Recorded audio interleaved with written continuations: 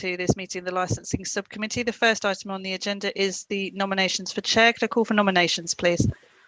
Yes, I'm Councillor Stephen Allen Breetis, and I would like to nominate Councillor Una Moulton to chair this committee meeting.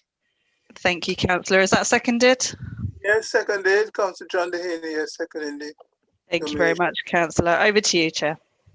Thank you, and welcome to this licensing subcommittee, in which we're looking at Slammin events tonight.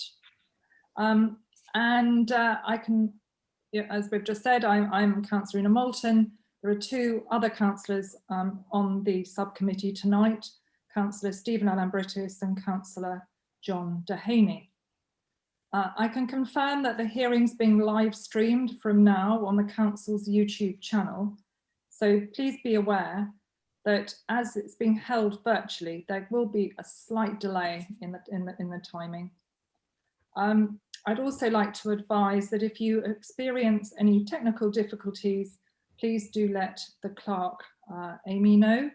And in the event that any party to the hearing loses connection and is no longer present in the meeting, we will have to adjourn it immediately for a few minutes whilst we resolve the issue. In the event the issues can't be resolved, the meeting will have to be rescheduled for another date as soon as is practicable. Can I now check whether there are any declarations of interest from councillors?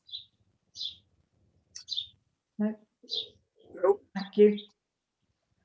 So I'd like to inform you all that we will be following the hearing procedures, and a copy of this was included in the notice packs that have been sent to all parties. We want to allow for a fair hearing, but as there are a large number of speakers this evening, we would request that all points, if they've already been made, aren't actually repeated, and that speakers will be time limited if required in order to manage the meeting tonight. So we're just really saying, please try and keep your points concise, to the point, and try not to repeat too often. Thank you. Can I ask whether the licensing officers had any technical issues that should be brought to the panel's attention? No. Thank you, Chair. I wanted to give you just a brief outline and all the information that's been received since the application was submitted, if that's okay. Thank you. Thank you, Chair. So this is a Radioactive Clothing Limited, trading as Slammin event, have applied for a premises license at Morden Park. The application is for 3-year premises license for one event weekend in September each year. The proposed dates for this year, Chair, are the 4th and 5th of September. The application is seeking 9,999 persons expected to attend the event at any one time. The licensable activities that have been applied for, Chair, are detailed under paragraph 5.4 of the committee report on page 2 of the agenda. This application, Chair, was advertised as required under the Licensing Act, and this resulted in 47 representations. The representations that we've received are all relating to the 4 licensing objectives being undermined if this application were to be granted. The representations were received from Environmental Health, Noise and Nuisance Team, Trading Standards, the Metropolitan Police as responsible authorities. The applicant has agreed conditions with Environmental Health, Noise and Nuisance Team and Trading Standards. The applicant has also agreed some of the conditions from the Metropolitan Police, but some of them have not been agreed, which will be a matter for discussion tonight, Chair. The applicant has responded to the police representation. The agreed conditions have been distributed as supplementary agenda, which can be attached as conditions to the license if these were to be granted. Representations, Chair, were also received from ward members and other persons. The applicant has now put forward measures as conditions to the license, which the licensing subcommittee may modify these conditions if they consider such steps as appropriate after hearing all the evidence tonight. The applicant has, since the application was submitted, Chair, the applicant has produced a noise management plan and also an event management plan, which has already been distributed as a supplementary agenda. All the copies of the representations and all additional information that's been added since the application was saved have been distributed to the subcommittee tonight. So the committee tonight must take such following steps as they consider appropriate for promoting the licensing objectives. And these are to grant the application as applied for, modify the conditions that have been put forward by the applicant, or reject the all or part of the application. That is just a summary of the application and all the additional information that we've received, Chair, as I understand it, and I'm happy to answer any questions on it or any points of clarifications at this stage. Thank you. Thank you. Does anyone have any points at this stage?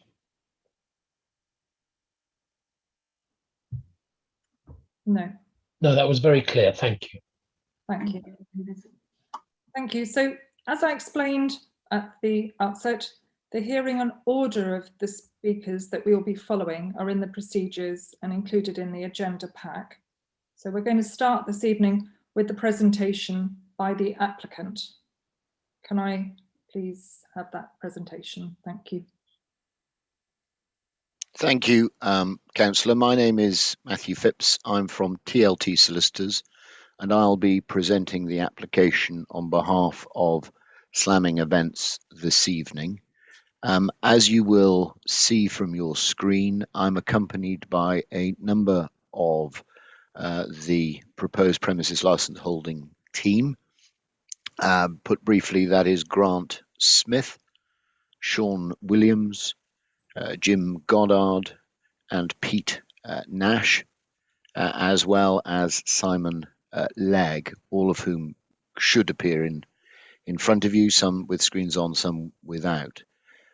I'm just going to take a little bit of time to introduce them, please, and then I'll ask them briefly to introduce themselves. I hear and take the point you make about repetition, so I don't want to take too long on this, but it does seem to me that this matter particularly merits your consideration as to who it is that's proposing to put these activities on. For reasons that are obviously only too apparent from the various representations. So Grant Smith is a director and represents Slammin Events, the applicant. They are an experienced and we say leading organizer of events of this sort. There is specific text set out in the public overview document, which you'll find at page 52 of the agenda papers. But taking that fairly briefly, they've operated large-scale events for over 25 years in the UK. They currently hold a number of multi-year licenses with various authorities. The largest annual show that they organise and put on is the Alexandra Palace Fireworks Festival with a capacity of 100,000. They specialise in producing 10 to 20,000 capacity 1 or 2 day music events in urban settings, which obviously we say is on point here. And they have plans, I should say, coronavirus permitting, to stage at least a dozen through the course of the rest of this year. They pride themselves on forging long-term relationships with local authorities and community groups and aim for every event to become a regular annual occurrence. As a tiny example, they've been working continuously with Mendip District Council since 2004 and with the London Borough of Haringey since 2005. They have an excellent track record. They've never had a licence reviewed nor refused. Grant, sorry, forgive me, I've lost track of you on the screens, but would you just introduce yourself and confirm what I've said is fair? Yes, thanks, Matthew, and good evening, everybody. What Matthew said is a very good rundown of brief sort of potted history of what we've done. As he says, we've been operating since Paul Rooney, the other director, and myself, since we left school in 1995. We started off in much smaller events and gradually moved on to large-scale indoor events at places like the O2 Arena, the NEC in Birmingham, Alexandra Palace. In the mid-2000s, sort of stepped up into the outdoor world of doing events as that became more in fashion, and we've been doing that ever since. Like he says, this sort of event is really our stock in trade. We've done dozens and dozens of these over the years, all over the UK, particularly in London, our hometown. As Matthew alludes to, we sort of regard ourselves as pretty much leaders in putting on this particular type of show and doing a good job of doing it and coming back every year, which is the important thing. There's no point doing a one-year show, upsetting everyone and disappearing into the ether. We're here for the long term, if possible, if we're permitted. We find it's the best way to work. And as he says, we've got relatively very long-term relationships with a number of venues stretching back to the mid-90s that still continue to this day. So I think that's probably a good testament of how we do business and how we conduct ourselves.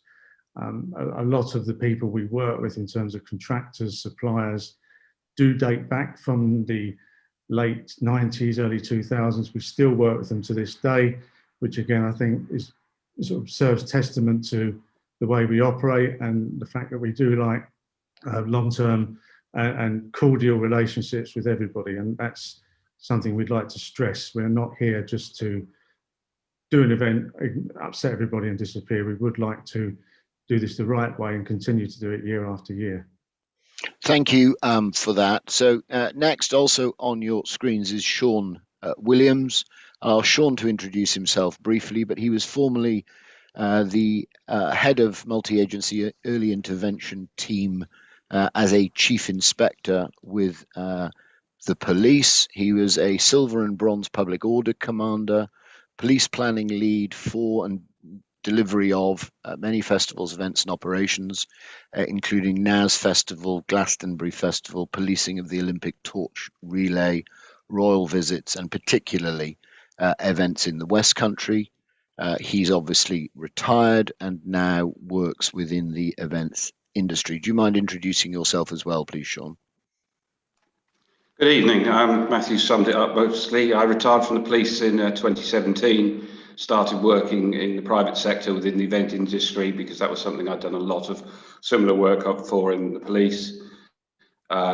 Slamming events, although I'm a consultant, Slamming events are my main employer. I do work for some other event companies as well. And what I assist with is the licensing, planning and delivery at command and control level of events for Slamming. So along with Jim, who's going to introduce himself in a minute, I'm normally either in the control room running the live event, or I'm out and about as the incident response manager, which is a sort of crisis management role. And Jim and I share those two responsibilities in alternate events. So for this one, I'm actually out on the ground as the incident response manager, and particularly looking at egress at the end of the event. Thank you very much. Jim, Sean has begun the introduction, but I think it's right. You were former head of public order command training for the Southwest region of Police Constabulary, in which you were previously an inspector, and in similar order to Sean, you've retired, have moved into the private sector and are based both, I think, in the events industry in a role similar to the one you'll explain your capacity for here, but also have a training arm to your post-police career.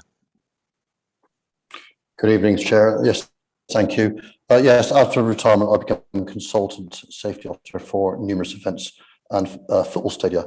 I've been head of safety for Liverpool Football Club for 18 months at Anfield, and I'm now consultant for safety at Glastonbury Festival as a head of crowd safety, Boardmasters Festival, and numerous other large events. I work as a consultant for Slammin events, as Sean has already said, as their critical incident manager, and I'm silver manager for this event.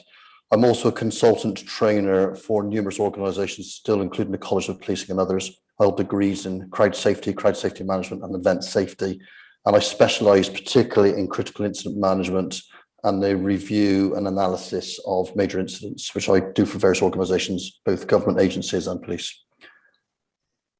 Thank you very much. And then Peter Nash, you're on screen, bottom of my screen as I look at it, from Joins Nash.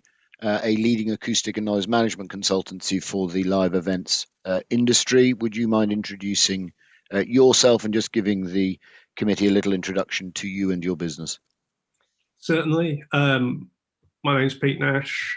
My background is in environmental health. I have a degree in environmental health, the IOA diploma in acoustics and noise control, a master's degree in applied acoustics. I'm a chartered environmental health practitioner and a member of the CIA, Chartered Institute of Environmental Health, and the Institute of Acoustics. In a normal year, Joins Nash would undertake between 120 and 150 different activities of this type. We work all over the world, and we have a fairly long-running relationship with Slammin events, undertaking noise management at El Row, Arcadia, and a number of their smaller events, as well as this event in Crystal Palace in 2019. Lovely. Thank you very much. Madam Chair, also on the screen is Simon Legg from EP Traffic Services, the EP group, who provide people management strategies and schemes. For the moment, in order not least so that the evening doesn't drag, I'll not introduce him at this point. It may be later when we talk about the arrival and egress point that I suspect Mr. Goddard will pick up, that Simon may become involved. But I think just to move us along, that's probably enough for the introductions. Just to explain to you, Chair, and your colleagues, when I spoke to my clients earlier, what I effectively said to them is that if it's appropriate to effectively intervene and or interrupt if the point arises. I know that doing these Zoom meetings is a little bit quirky. If we were all sitting at a table, one would be passing post-it notes and giving one a nudge in the ribs and all that sort of thing when one's doing these hearings. But I've simply asked them effectively to raise their hand and explain that they like to develop a point. I hope that that's okay with you. If that doesn't sound an acceptable practice, then do say, and obviously we'll stop it straight away. I don't want to do anything that the committee don't consider appropriate. I think that would be fine. Thank you very much. Well, that's helpful. Well, look, let me get to the matter, and let me just, if I may, give this slight warning at the start. It's a significant matter with a large number of parties involved and in attendance. And although certainly for those who have had me appear in front of them before, may anticipate this observation, I don't imagine that this is going to be a 5-minute submission. I sort of apologize in advance, if you will, but in order to attend to the issues that seem to us to merit attention, it will be perhaps a little bit longer than might ordinarily be the case, and I apologize for that in advance, but I don't see any way around it. But anyway, look, without further ado, the first point to make on this application, please, a point that will be well known to both the committee and to the legal officer, is that one in licensing context always considers each application on its individual merits. This application is not Eastern Electric's. It's not the same organisers, it's not the same artists, it's not the same audience, but it is referenced throughout and is, it would appear, the genesis for most, if not all, of the concerns articulated. This event, we shall say in due course, isn't referenced, certainly not a great deal by the parties, but there is a track record here, both at Finsbury Park and at Crystal Palace, and I'll turn to that in due course. I make that point, it's perhaps sort of point one tends to make in a closing remark, but I make that point right at the outset because our concern, candidly my concern, is that the previous experience is obscuring the merits of this application and of this applicant, and that's why it seemed to me was a point to make right from the outset. So by way of introduction, your officer's report in your agenda papers starts, well, it's paginated at page 1, but actually if you're looking at it on screen, that's page 5 of 182. I'll tend to refer to the paginated numbers, but you'll have to add 4 each time, I'm afraid, if you're looking at the top left corner. At the bottom of page 1, you have the licensing officer comments. So just some quick observations there, please. This is an application for one event weekend in September. Proposed dates this year are 4th and 5th of September. Application is proposed for 9,999 persons to attend. Appreciate entirely that the numbers are a discussion point for the police, but we say, putting it simply, that this will be a properly managed and delivered event that promotes the licensing objectives, and that allows this number to be approved. It's right within the papers that all the information about the size of the site and the information that seems to be with us from Transport for London in relation to safe numbers at the underground station point to this park being able to successfully host a larger capacity than this. The applicant has applied for regulated entertainment. Again, it's set out in significant detail in the report, from Saturday 12 noon until 10:30 p.m. and on Sunday from 12 noon until 10 p.m.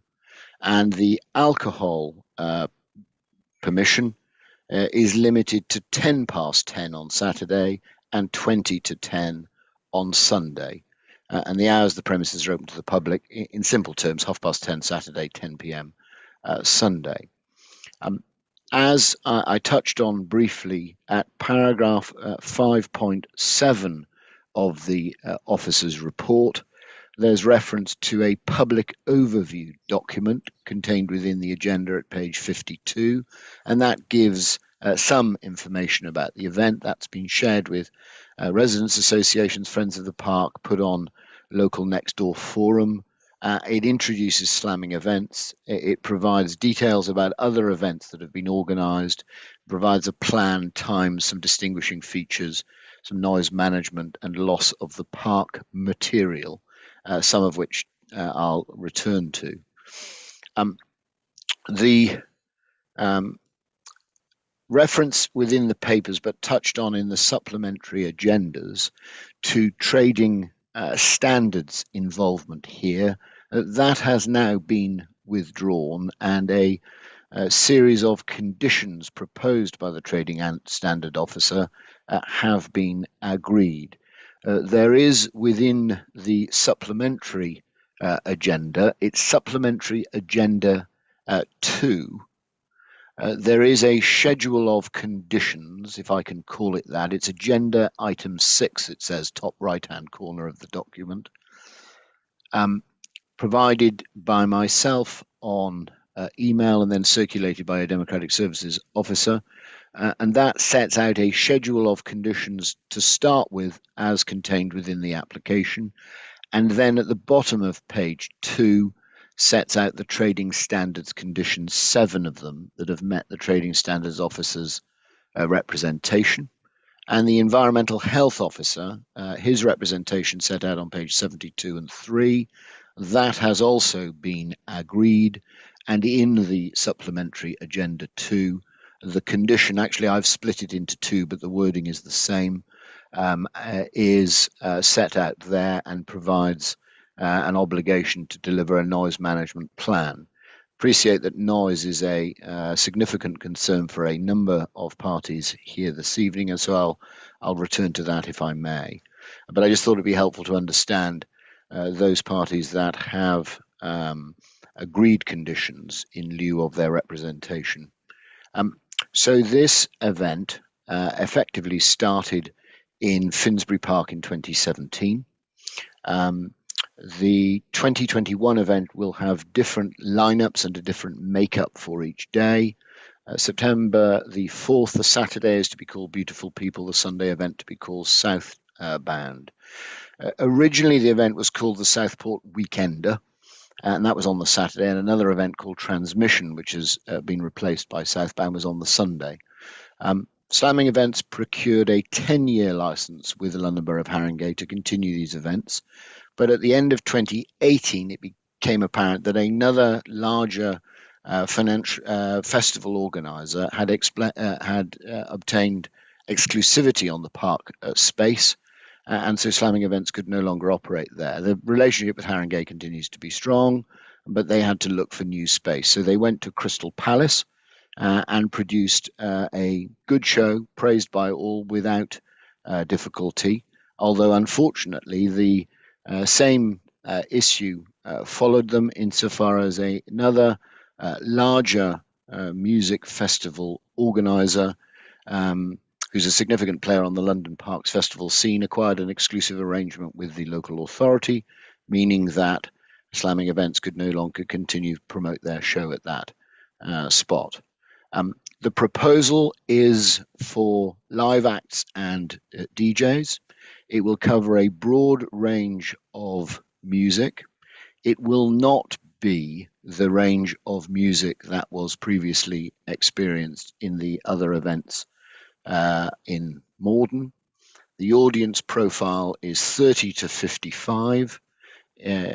Organisers of these sort of events sometimes say that they always attract a mature audience, but what we can say here clearly is that the age profile compared to the previous Morden event is significantly different. The original dialogue with your colleagues in your events team has been ongoing since September of last year. And in the course of that dialogue, the events team have been at pains to ensure that the activities, if permitted a license, and the event will not be a repeat of previous events. And so the applicants have undoubtedly benefited from the advice and experience of, well, certainly John Bosley and I think Debbie Sage, helping them develop particularly the Sunday day to provide a much broader spread of dance music, appealing to an older demographic. That is an important part of this evening. I've made the point about each application on its individual merits, but there is no attempt to effectively repeat the activities from before, and of course we'll come on to the incidents and issues that surround those activities in due course. We are entirely confident that the audience in attendance for the artists being proposed will be completely different, both in character and in conduct, from those that were previously in attendance. It's also worth observing in passing that insofar as the Saturday proposal is concerned, no officers have articulated any concern. Right from the outset, it was evident that based on the Finsbury Park and Crystal Palace experience, this wasn't an event that in any way could be described as edgy. The evidence about events that's in front of you this evening concerns itself with the previous events in Morden, understandably. But the lack of any real commentary about these events and or any adverse observation about this organiser is a point that I'll ask you to reflect on when you come to retire. We say that's a positive observation for this applicant. Clients are very respectful of the fact that officers and residents are concerned about what's happened in the past, but we do ask that one does look carefully at what is being proposed this year rather than just what happened in previous years. So quickly touching on the timeline, initial dialogue, as I mentioned, from Merton commenced in September of 2020. I think police and licensing dialogue began in March, councillor dialogue mid-March. April, the event was finessed, as I touched on, following feedback from officers. Applications submitted early May. Artist profiles, which you've seen within the papers within the agenda, circulated mid-May. Public overview document circulated end of May. Initial public meeting, I think 2nd of June, and 2 very helpful meetings with the police early and late June. We say unashamedly about this event that this will be a successful event if it's permitted to go ahead. And by successful, it's important that I clearly articulate that what we consider to be successful, as Grant has touched on in his introductory comments, is success for the licensing objectives, success artistically, success commercially, of course, but it's success so that we may have the opportunity to return. That is what we have a track record of doing, and no doubt when there are questions later, Grant can turn to that. Let's also just not forget that in the context of success, after the last 18 months, or I keep saying 18 months, it's 16 months to be fair, but 18 perhaps by the time we get to this event, that after the last 18 months, we say that this is just the sort of thing that could and should be organised properly, of course, to allow us all to lift ourselves out of the various lockdowns and the pandemic period that we've endured. Also just to touch on your licensing policy, again, your legal officer be only too familiar with it, but paragraph or section 8, paragraphs 8.1, 8.2, 8.3, 8.4 and 8.5 probably bear some consideration in due course. Just to read 8.1, in its role of implementing local authority cultural strategies, the Council recognises the need to encourage and promote live music, dance and theatre for the wider cultural benefit of the community. There is then within the papers an event safety management plan, and that is in Supplementary Agenda 1. It would be helpful, if I may, just to take you to that. I am not going to take you through it line by line, and I'm sure the committee have had a chance to familiarise themselves with the papers in any event, but it might be helpful. It's page 19 of the Supplementary Agenda. It follows the noise management plan, but if I may, and I propose, Chair, with your permission, just to sort of slightly canter through it, but what I propose to do is just to reference some of the sections that I would just be inviting you to look at when you come to retire. The obvious and first place to start is page 1 over the facing page, which is the list of contents. And then underneath that, there are a list of appendices that will in due course follow. Now, that list of contents is effectively all of the matters that we say go into the management and organisation of these sort of events. Importantly, if one then, and sorry to be jumping about between the agendas, but if one then goes to Supplementary Agenda 2, which is the schedule of conditions that I mentioned earlier, you will see within the application from the outset, conditions 1 and 2 effectively attend to the provision of and agreement for an event safety management plan, and significantly, condition 3 in the applicant's operating schedule, a final plan will be agreed with the responsible authorities 30 days prior to the event taking place, subject to any unforeseen need to change due to a new safety or crime risk. And if one were to scroll through Supplementary Agenda 2 to the police conditions, which commence about halfway down page 3, sorry, I'm saying scroll, but I appreciate some people will be turning papers, then you will see that the first 3 conditions proposed by the police and agreed by the applicants broadly mirror those points. And again, critically, condition 3, the final event safety management plan will be agreed with the South West Metropolitan Licensing Team 30 days before the event. We say that condition, both in the application and within the police proposals, is a significant point here. We simply can't do anything that isn't signed off and or agreed.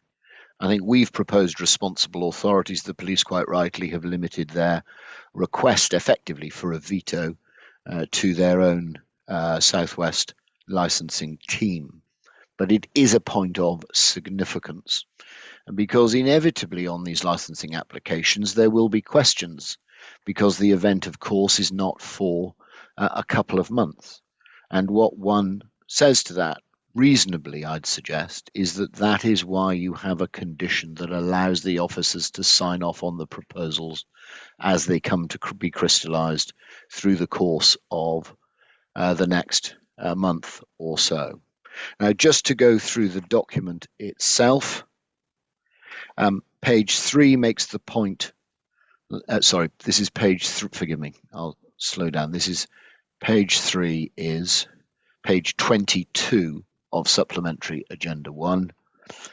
In bold makes the point that the mitigations contained within this document are valid as of the date of the document and subject to regular development as the event approaches. Over the page to page 5, bottom right-hand corner, page 24, there's some commentary about the audience profile that I've touched on, about the age profile, about the gender of attendees, and so forth. Page 8, which is page 27 in your paginated bundle, covers site evaluation, access and egress, which I know is touched on by some of the representors. And then over onto page 9, page 28, park protection is touched on. And again, that is touched on in a number of the representations, a point to which I'll return. There is then reference to public nuisance on page 12, that's page 31, and reference to nuisance in a broader sense than purely noise, reference to litter, minimising disruption, reducing antisocial behaviour, community impact mitigation plan, as well as the noise, traffic and transport management plans that you would ordinarily expect. Some comment then about the individuals, a number of whom I've already introduced, and perhaps a slightly elongated CV for a number of them. And then, forgive me, turning pages in the background, on page 25, forgive me, just lost my place.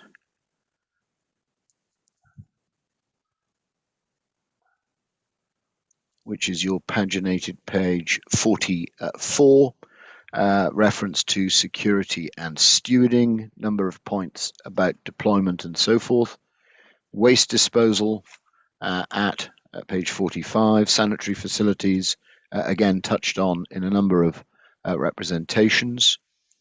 Then at page 28, paginated page 47, there's reference to ingress, egress, and the dialogue that is ongoing in order to ensure that that's done to a satisfactory standard.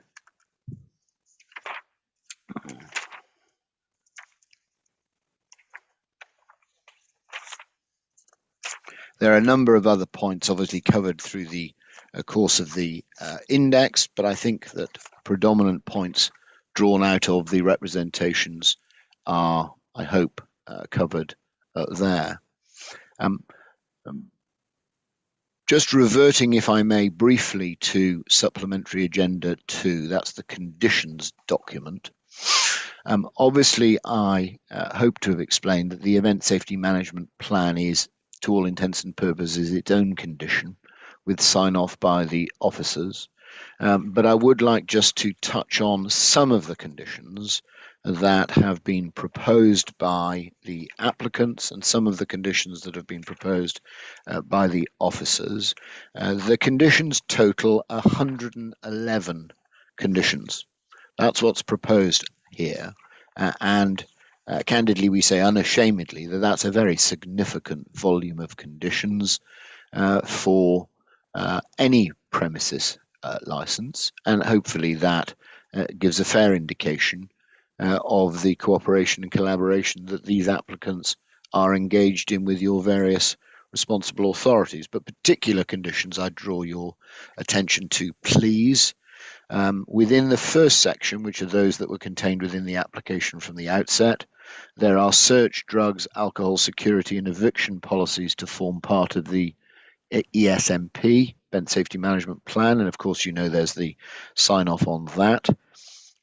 Counter-terrorism activities to be delivered following dialogue with the Metropolitan Police, knife crime advice, event risk assessments, these to be submitted to the police and the authority no less than 12 weeks prior to the event, agreed no later than 30 days prior.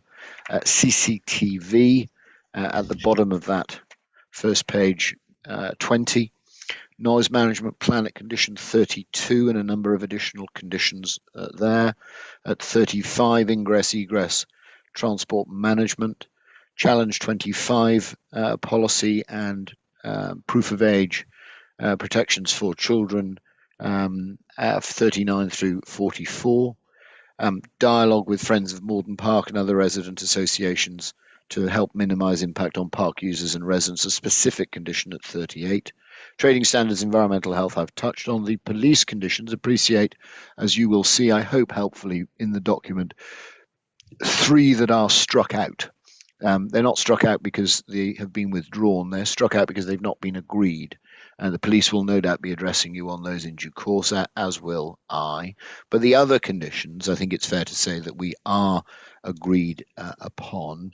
And effectively, if you're minded to grant a licence, we would both be inviting you to attach these conditions to the licence itself. It may be that there needs to be a little thought just to check that no conditions inadvertently contradict other conditions proposed within the application. But touching on that, for example, number 5, which is the toward the bottom of page 3, all information on artists, performers and promoters to be presented, and at condition 7, at the last condition on that page, effectively a veto on the artists who are to be removed if the police advise that they don't want them to appear. And as far as I'm aware, that's not anything that's been raised with us hitherto. CCTV, security and incident log, event site security, condition 12, a double fence at 16, at least 20 feet apart at all points with a height of 3.2 meters, with further risk assessments for any vulnerable areas, installation of further outward facing overhang in such locations, weapons sweep, admission, search policy, body worn video at 21, a series of additional protective conditions, then a series of conditions that broadly relate to the detection and prevention of drugs accessing the premises, a variety of proposals from the police through conditions 26, 7, 8, 9, 30, 31, 2, 3. Well, you can see them obviously for yourselves. A not insignificant number, I think it's fair to say, on any view. And then again, as an example, 54, allowing uniformed and plainclothes officers to attend the premises in order to conduct advanced drug searching procedures.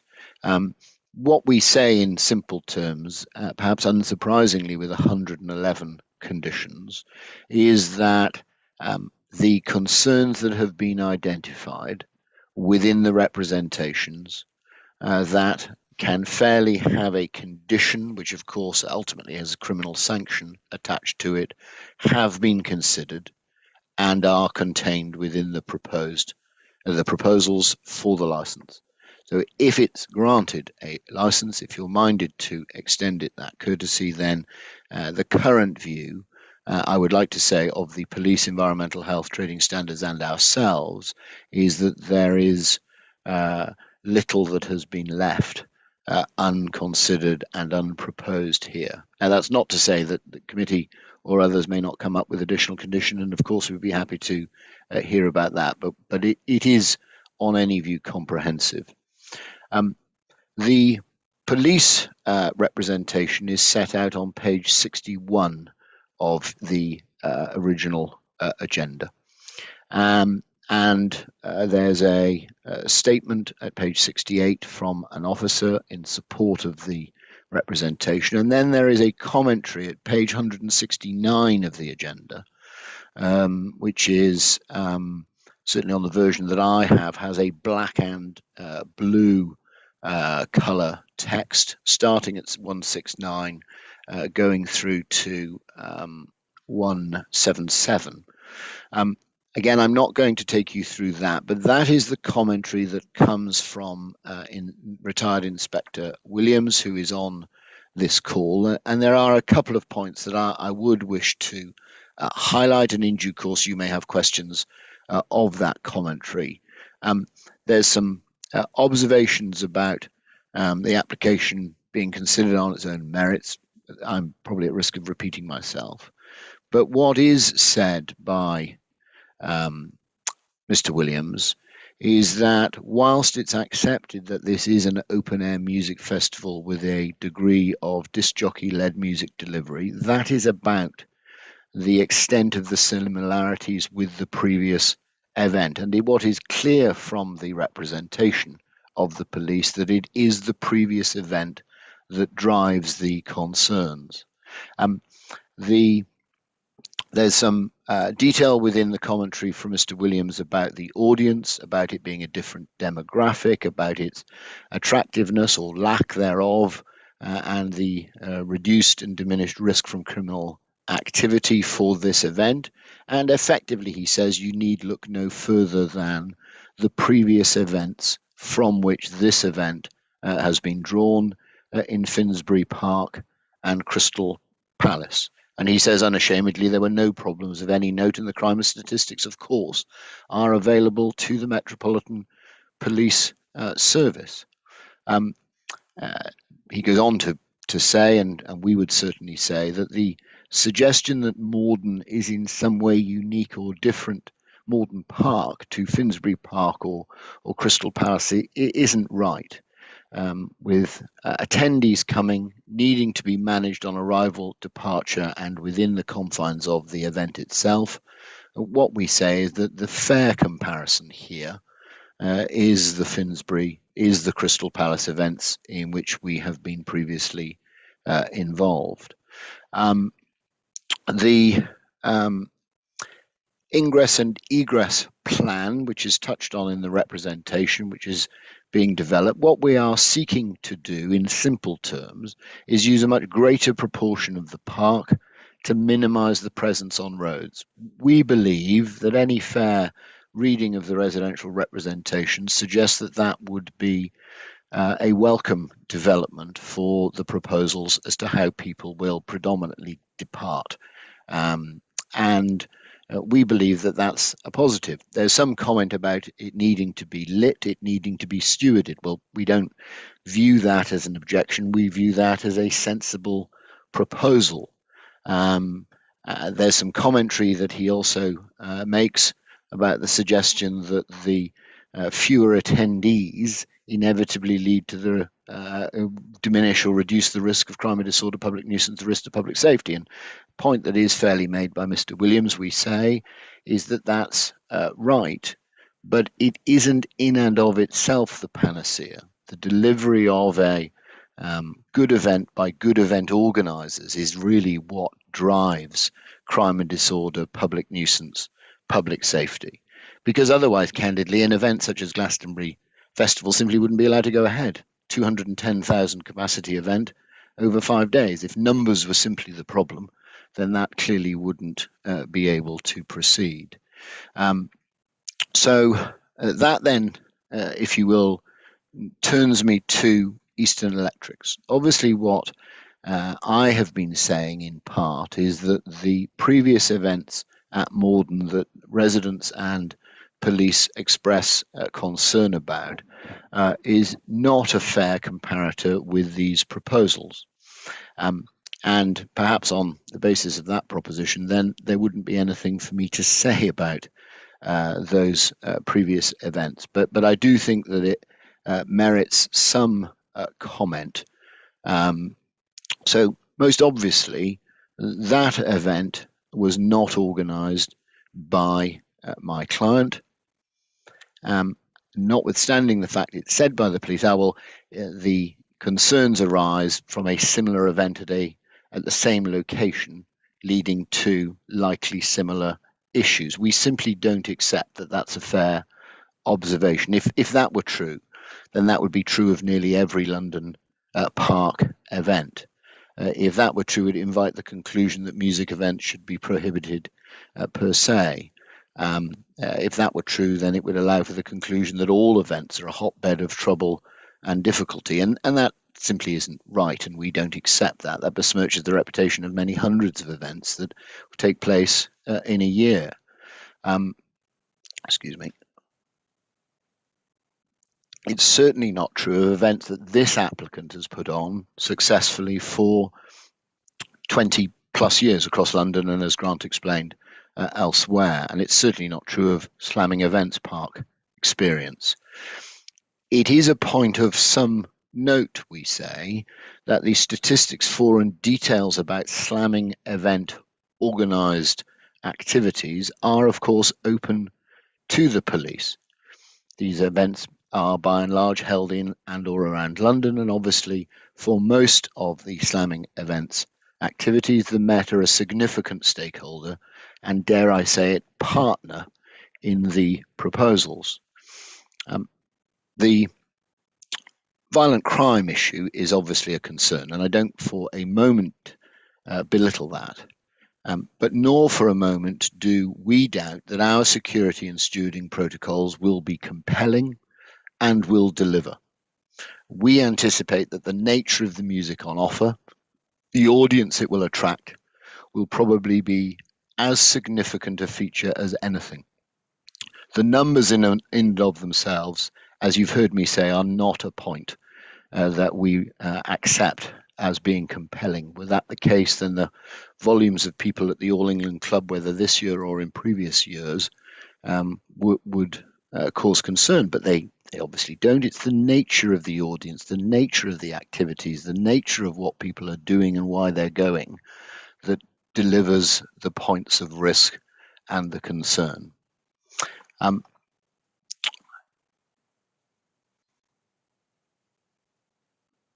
We say, and we say that the activities that we can put on, perfectly good activities. Police say, well, fewer attendees reduces the risk. But we have put on for some years the Crystal Palace fireworks show for 100,000.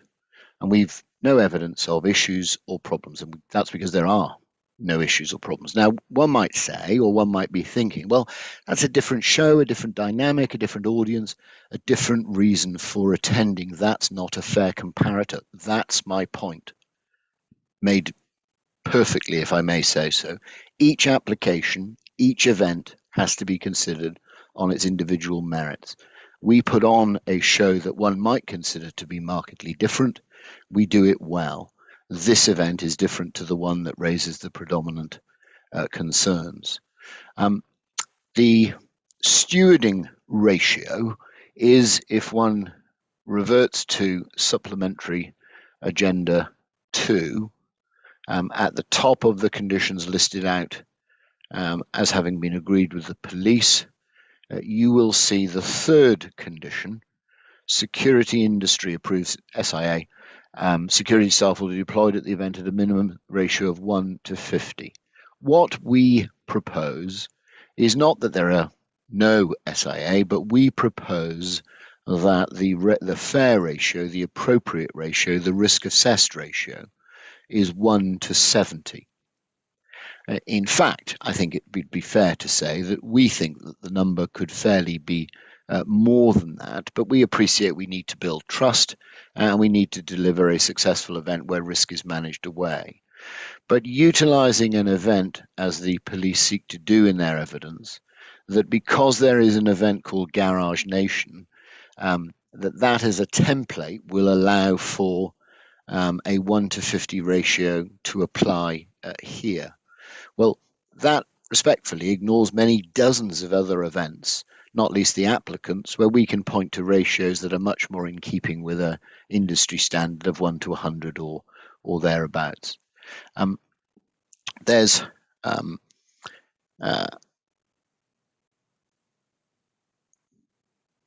some points that are also made by the police, where they look to focus on the crime and associated police costs, and it's a point that's picked up by a number of representatives for previous events at Morden.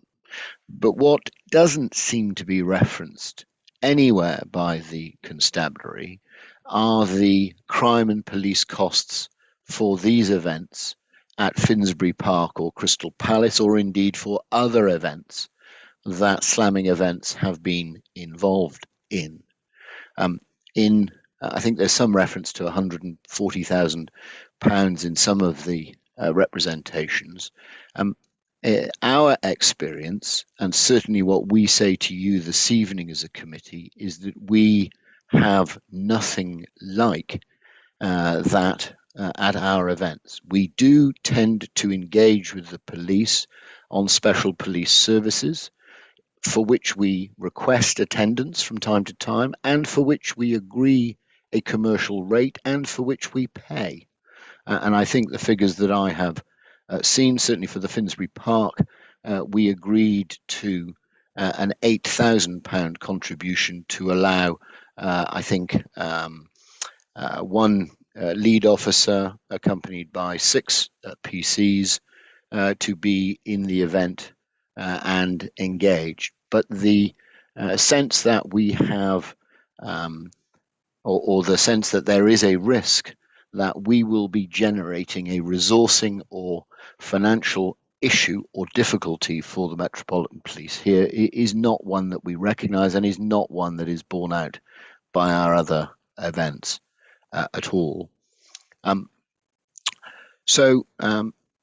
The other issue that you will see, the issue above on Supplementary Agenda 2, crossed out, is that only a 1-year time-limited licence is effectively a request of the constabulary. And having had the opportunity to reflect on that, and having had the opportunity to see the residential representations, a number of which reference that, and having had the opportunity to look at a number of councillor representations, I think Councillor McLean, who's here today, particularly references it, and others, we propose to only proceed today on the basis of a 1-year licence. We believe we have compelling arguments in our favour to allow this event to proceed for more than 1 year, and Grant has already touched on the point about wanting to return. But there is clearly, in tone as much as content, a lack of trust here, and we need to develop and win that trust. It appears to us, having thought about it carefully, that this might be one means by which we can offer, it isn't probably comfort, but we can offer something to those who are concerned that, for want of a better phrase, history does not repeat itself. We believe we'll be able to prove ourselves, and we believe that we will be able, and to be fair to the police representation, it recognises and acknowledges that within the text of the representation, that if and or when we put on a good show, there's no reason not to think we couldn't and shouldn't be entitled to reference that in any subsequent application. But a subsequent application is what would be required. There would be no presumption of an additional licence. There would be no necessity for anyone to review or call the licence back before the committee. We would proceed today with a 1-year licence. That would, as the conditions provide and as the event safety management plan provides, for a proper debrief at the end of the activities. And candidly, if we've carried off the event with aplomb, there's no reason to think that we won't be applying for and and truthfully seeking to persuade you to grant us an additional license, and that may very well not then be a single year license, but candidly that's a matter for then rather than for now. I then propose just to attend to a number of the primary issues that have been raised by the residents and the councillors. There are obviously a number of representations, and they touch on a number of other issues, some developing some points particularly, some looking to develop others. What I'm effectively going to seek to do is to highlight a number of key topics and to address you on those. And then if there are any particular issues that you or colleagues don't feel that we've attended to correctly, then of course there'll be the opportunity to ask questions, and whether I or members of the team can then help and or support. So let me deal, if I may, first of all with noise and concerns about noise. There is a noise management plan. The noise management plan has been circulated to your environmental health officer. Your environmental health officer has effectively asked for a condition to which we have agreed. That is set out within the Supplementary Agenda 2. It's obviously in other parts of the agenda as well. And following receipt of the noise management plan and receipt of the agreement to the condition, your environmental health officer has withdrawn. We obviously say that's a significant point. But there's more to it than that. And I appreciate that there is more to it than that, because residents raise the issue of noise and councillors raise the issue of noise. So Peter Nash, who introduced himself earlier, is here and can answer questions. But just to touch on a couple of points, if I may, perhaps before he addresses you. The noise management plan contains a list of permitted levels at various parks and locations throughout the UK. It includes a preliminary site feasibility study, a sound system design and setup proposal, sound propagation check and rehearsals, commentary, noise control monitoring during the course of the event in order to ensure levels are delivered. And levels, it's fair to say, well, you'll hear from Mr. Nash rather than me on this point, but levels are the means by which nuisance is protected against in all of these cases. We've obviously engaged with environmental health, but a couple of observations from the representation. It might be suggested by some that we would look to run at full power throughout the permitted period. That's not right. Levels will play effectively according to the volume of attendees and what's appropriate through the course of the day. And I think that Mr. Nash could talk to the fact that in the Crystal Palace 2019 activities, in fact, they were below their levels throughout the day. There's no ambition here to push to the levels. There will be active management of noise throughout the day by Mr. Nash and his team. The limit is not seen as a target. It's what may be permitted, but it is not what needs to be delivered. And the limits, such as they are limits, tend to be a worst case scenario for a limited number of properties. Many will have levels significantly beneath the permitted numbers. And of course, and you'll see from the report, we've committed to manage noise levels during the day to reflect the artist and the audience size, something that the business as enjoins Nash rather prides itself on. Peter, I've just touched on noise. Is that a fair introduction? Is that a fair observation of the points that need to be made? I think it is, yes. I think that covers most of what what I would say is an introduction to the noise issues. I'm in the difficult position for any licensing here, and I'm going to say there will be noise. I cannot get rid of the noise. There will be noise and it will cause annoyance. What we're looking to do is manage it and make sure that we are not causing a public nuisance. That this isn't something that's causing significant intrusion over a prolonged period of time. Working with slamming events, we have an excellent compliance history. We have never exceeded any level for any period of time in any event we've worked with slamming. That's unheard of. Okay, thank you. Well, look, in due course, there may be some questions, but for the moment, thank you very much. So second, then sort of primary issue, if I can call it that, is antisocial behaviour of the audience. And we may turn in due course to Mr. Williams or Mr. Goddard, but in simple terms, what we say is that, first of all, we're managing that through the event safety management plan and all of the attendant policies that need to be signed off. We've proposed different departure points, effectively retaining people on the park as part of our egress plans and proposals, so that they are not out in the public realm effectively for as long as previously was the case. Appreciate the police raised the issue of that needing to be supervised and illuminated, but I didn't treat that as a negative. As I think I mentioned earlier, that just seemed a sensible proposition. We believe that, in simple terms, the way in which we've conducted these events over the years allows this committee to have absolute confidence that we can deliver the customer to and from public transport, homes, however it may be, in an appropriate manner that doesn't unreasonably intrude on residents and those in the vicinity.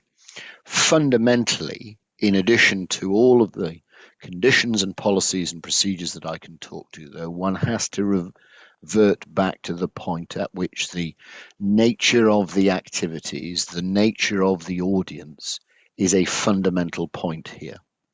One can't avoid that point, because that then leads into the third primary concern, which is about the attendees. It is about the audience, and that's clear from a number of the representations, and it also then perhaps touches on the performers as well. There's a number of references of obscene language emanating from the stages historically. You will have seen the artists' details having been provided to the police some time ago and contained within the papers. I am at the risk of repeating myself, but these artists and these proposals, this audience, are entirely different to what was previously undertaken here. Additionally, as a next significant concern, is park protection and inconvenience. A number of residents particularly raise that, as do some of the councillors, particularly referencing environmental impacts, local wildlife, and so forth. We are, and it's within the event safety management plan, but we are committed to ensuring that the park is protected. There's proposed to be a community impact plan. There'll be specific protection of park assets, newly planted trees and so forth, something that Slamming have done in a number of dozens, I suspect, of parks in which they've worked before. The security plan will reflect this, as will the specific community impact stewards who will be appointed to marshal and to monitor with this specifically in mind. That will then touch on issues of litter, that will touch on lavatory provision, that will, i.e. significant lavatory provision, portaloos and so forth. There will be some deprivation of the space, inevitably. As Mr. Nash said, it would be nonsense to suggest that there won't be any noise impact. It would be nonsense for me to suggest that there wouldn't be some diminution in the ability to enjoy free access to the park that some residents will be deprived of. We don't say that with any pleasure, but what we do say is that it will be a relatively small area. Much of the open land will be unaffected. We will certainly be seeking to facilitate that's the space that can remaining open so that people can walk dogs, people can exercise, so that the registry office remains accessible, the leisure centre remains accessible, and so forth. Additionally, then, as a primary concern, there's some reference to coronavirus and COVID. Now, perhaps the first slightly legalistic point is that public health is not a licensing objective. Public safety is, and the national guidance under section 2.7 makes clear that public health isn't public safety. But you will see from the documents that there hasn't been any attempt to shy away from that within the documents that have been provided right from the outset within the application. Again, I'll just refer you back to Supplementary Agenda 2. Within the public safety section, there's specific reference to the coronavirus, to risk assessment, and to management of that. And I think it's also touched on within the event safety management plan. Obviously, and there's no representation from public health to this application, no objection. And you will, committee, be familiar with the various closure powers that Public Health England, normally exercised through you as the local authority, have within their gift under the coronavirus regulations. Our proposition here is simple. One needs time to plan. The government trajectory for opening is going in one direction. I don't have a crystal ball as to whether that will be the 19th of July. We will obviously only be proceeding in a legally compliant manner, but it does appear that we are, as a minimum, moving in the right direction. And so we say that whilst there are expressions of concern, those are concerns that we share, that we propose to manage, but that those don't in any way allow for the conclusion that this application is precipitous or inappropriate. The next point, really, which perhaps touches on the antisocial behaviour point, is just about departure. Departure seemed to be a feature of a number of the representations, and so protection measures, an understanding that it's a residential area, an assessment of those protections, having stewarded walking routes to the transport departure points, ensuring that as best we're able, that the egress route across the park manages to diminish or significantly diminish those persons needing to use pavements or roads, at least until the main road, when transport measures will be introduced, and off-site mitigations like security, toilet signage, barrier deployments can be utilised. And as I think at least a couple of councillors and a number of residents have made clear, which we're fully committed to, there needs to be very clear and ample signage posting the appropriate routes for all. It's fair to say, though, as well, that whilst the significant majority of residential representations seek to object to, or as a minimum limit the nature of the application, not all of the representations are negative. I think, or at least earlier, forgive me, my eyesight isn't good enough to see who might still be here, but I think earlier it was right that Elizabeth Sherwood, her representation will be familiar to the committee, as will Mrs. B. Harbrecht, her representation, which I'll just take a moment. Again, I know it will be within your papers, but I'll just take a moment because it does refer to this event, albeit I think the Crystal Palace event. I and several of my friends have purchased tickets to this proposed event. We're in our late 50s. I, in fact, am in my 60s. We've attended lots of events associated with this genre of music. The last one at Crystal Palace grounds. They're extremely well run. Age group is mixed, but predominantly for the older set. After a difficult year, this is exactly what people need. I live very close to Morden Park, and there have been lots of music events and religious events which can be heard but which are not extreme. etc. And that appears to me, respectfully, to be the point at which I should stop. That's the fundamental crux of this case. We believe, and we say to you unashamedly, that we can put on a good event.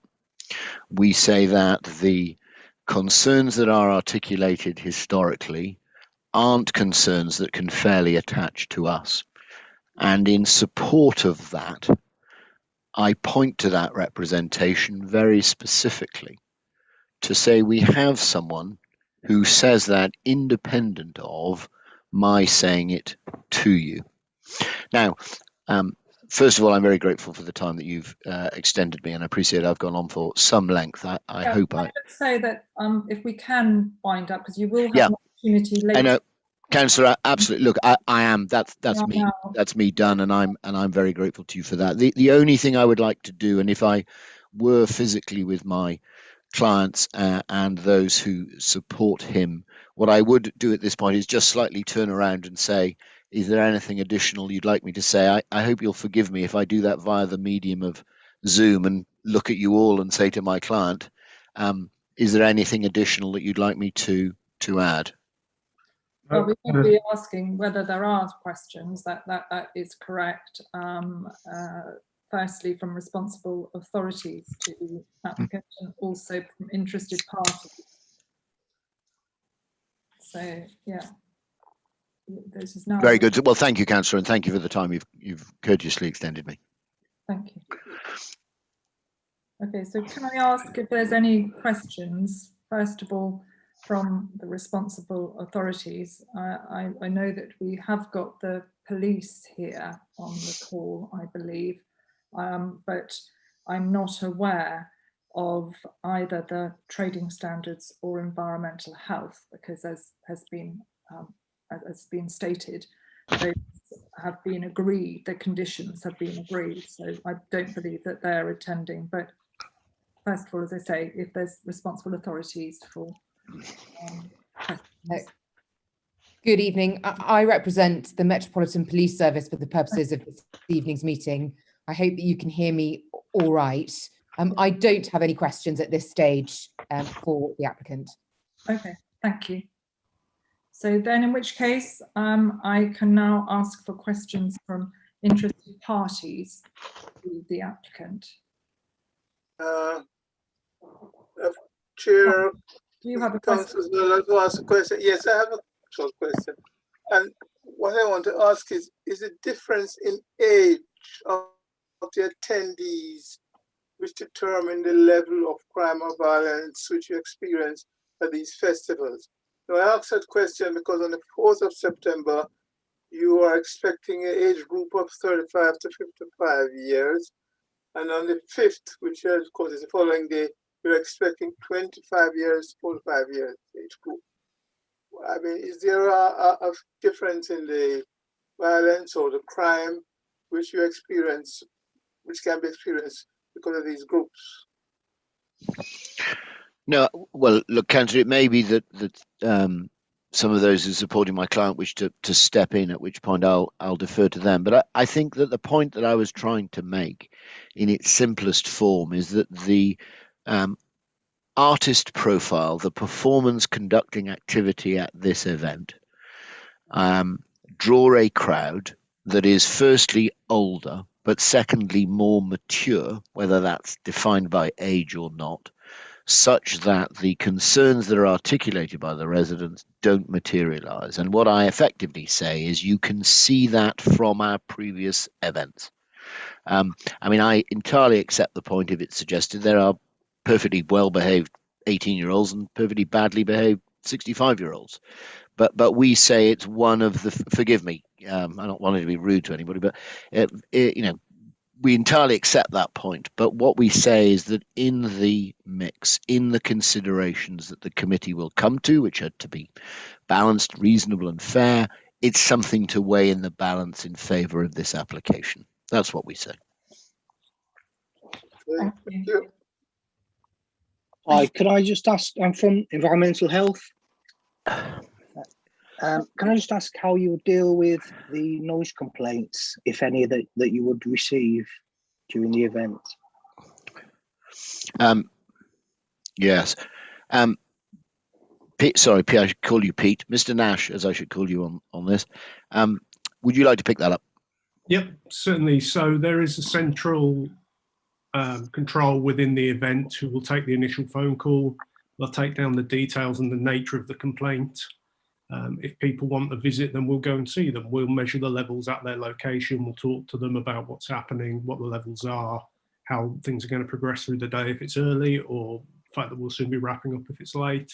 And we'll ensure that the levels are adhered to.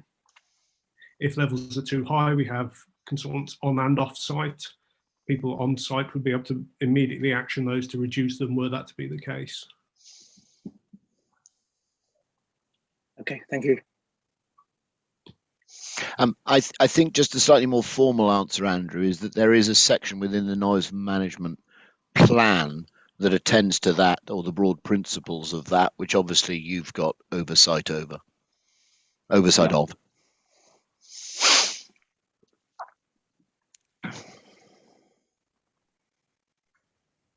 Okay. Andrew, are you happy with that answer? Yes, thank you. Thank you. Okay, Councillor Helena Dollamore. Thank you, Chair, and thank you for the presentation so far. I have a few questions for the applicant, specifically relating to some of the evidence which has been submitted by other interested parties. The plan to direct the attendees through the narrow gate onto the A24, others have raised concerns about the flow of people through this gate and the volume of people that you're proposing to send through it, and that it poses a serious safety risk. Could you, comment and address that point, please? There's also concerns about shepherding people through the very dark fields as an exit from the two events. This has been highlighted as posing, a real hotspot potentially for crime, and also particularly for particular vulnerable groups who may be travelling through those fields at that time. What measures are you putting in place to make those fields safe, to ensure that there's sufficient lighting and CCTV? And linked to that, can I also ask you on the stewards that you propose for the event, what gender makeup do you propose for the stewards? And there's also a point in your proposal around the toilets that will be provided at the event. We know that this has been an issue with previous events that have taken place, and so it's imperative that adequate sanitary provision is provided for the attendees. You've said in your proposal that you intend to provide 50% male, 50% female toilets, even though the attendance of the event is 45% female and 55% male. But the Royal Society for Public Health says that for every one male toilet you provide, you should provide 2 female toilets for a variety of reasons. The DCLG also agrees with that. So can you just comment on the ratio of toilets and the calculation of toilets that you will be providing exactly? Thank you. Thank you. Can I just take those in order? In terms of the departure piece, whether it's Mr. Legg or Mr. Goddard, I suspect they'll be much the best placed to assist you in terms of, first of all, the dark areas, the lighting, the vulnerable group concerns on the departure point, and then at the end of that departure point where it meets the road traffic system. I'm not taking that as one point, but just as a reminder to them of that point. But I'll need them to step in. Please, Mr. Goddard, are you going to step in on that? Or Mr. Legg, sorry, whoever. Chair, thank you. I'll do the first bit regarding the egress. So my area of responsibility is looking at the crowd safety management plan and the egress in particular. As has been described, there's a plan is to take people as much as reasonably practicable away from the traffic management routes across the open spaces towards the A24. That gives an opportunity for less impact on local community and less impact across that whole area. That area will be managed by way of stewarding. We're supported by festoon lighting leading the way, which gives a direct clear path. and also with arc lighting at relevant key junctions to make that clear. Along those paths and along those routes also we're going to put a range of toilet facilities as well to supplement what is already on site. So therefore that by the time people get back onto the road, that last section towards the stations, hopefully most have been relieved. We all do appreciate that it is that first 100, 200 meters where we're probably our most difficult with toilets. We totally recognise that. Once we have that place, those people coming back onto the road, working alongside Mr. Legg, who is on this call, I believe, we have a traffic management plan which enables us to manage those people across that last area by controlling access onto the road, by having a protective barrier system along the side of the road so that those people coming on that last section are not going to actually cause into the road. Where there are crossing points, Mr. Legg will explain better than I ever will be able to, but he has put in place crossing protection to make sure that the public are safe at those locations, as well as not interfering with the traffic flow over that area. In terms of the actual area and dispersal and the timings for it all, as has already been mentioned, we have a phased closure for each area of the station of the event. And what this means is, rather than being a simple thank you and good night and everybody comes out onto the streets, by the venue or events being closed area by area by area over an extended period, our dispersal plan is a much more elongated, and as a result you do not have the levels of congestion. This is a plan we've put in place for numerous events. It's an operation we use repeatedly and it works really well. And what it effectively means that the closure of the early venues means that we get people moving away. We know we already have a dispersal of about 15% before the first venue closes. That's natural history, we get used to that. But what it then does is you have a large amount of people at phases being able to close down and move away. So our plans are such then that the paths and walkways don't get overloaded. It puts less pressure on the transport system. It puts less pressure then onto the train system, onto the tube systems. So by doing that very process, it elongates the process. It also enables us to manage the actual egress and process as a whole much easier. As there is a tested process we put in place. In terms of the toilets and the facilities, I'll pass back to my colleague, probably Mr. Williams might be better to put into place, and I'll pass back to Mr. Legg relating to the actual traffic management plan, because they are the experts in those two fields. But in terms of traffic pedestrian management, that is what I concentrate on. That's my specialism, and we have a plan in place for that, which, as I say, is a tried and tested process, and we'll give you all that as necessary. Mr. Williams, would you mind, please, just picking up the point? First of all, I think gender makeup of the stewards was a point that was fairly raised. Just an open question as to how that will look on site and what one would reasonably expect. You might still be on mute. Sorry, I think you are still on mute. So are you actually, Councillor. Sorry. Sorry, Matthew, I missed what you were directing me towards. Sorry. Well, can we just start with one point? Sorry, I just made a note as the councillor was asking the question to try and take them in the right order. The gender makeup of the stewards, one would expect to see on site if this event is permitted to proceed. What will that look like? How will that be pulled together? Clearly, it needs to match the demographic of the public. We can look at our ticket sales, but we also have the previous experience of this event being in other locations in London. So we know, particularly as it says in the event management plan, that on Saturday night there's slightly more male than female. But we recognise within the security industry, actually, there is a bit of a shortage of female operatives, even on a normal year, let alone recovering from COVID. So we're very aware of the need to have sufficient female staff at all our events. So we will match wherever possible what the demographics of our audience, but we know perfectly well there's very clear rules about SIA activities and what can be undertaken by people from the opposite sex, which is very little. So we would have to have sufficient female presence within our stewarding. just to develop the councillor's point, forgive me for doing this on your behalf, I don't want to be too presumptuous here, but what might one have seen at Crystal Palace if one went back to 2019? Would one have seen a fair proportion of female and male stewards? Yes, yes, absolutely. We can't function without the right number of female staff. And then the second point was just about the sanitary provision. The numbers, I think, effectively seem to suggest that broadly there would be a 50-50 split between male and female. But I think Councillor Dollimore's concern was that advice and guidance suggests that there ought to be more female than male.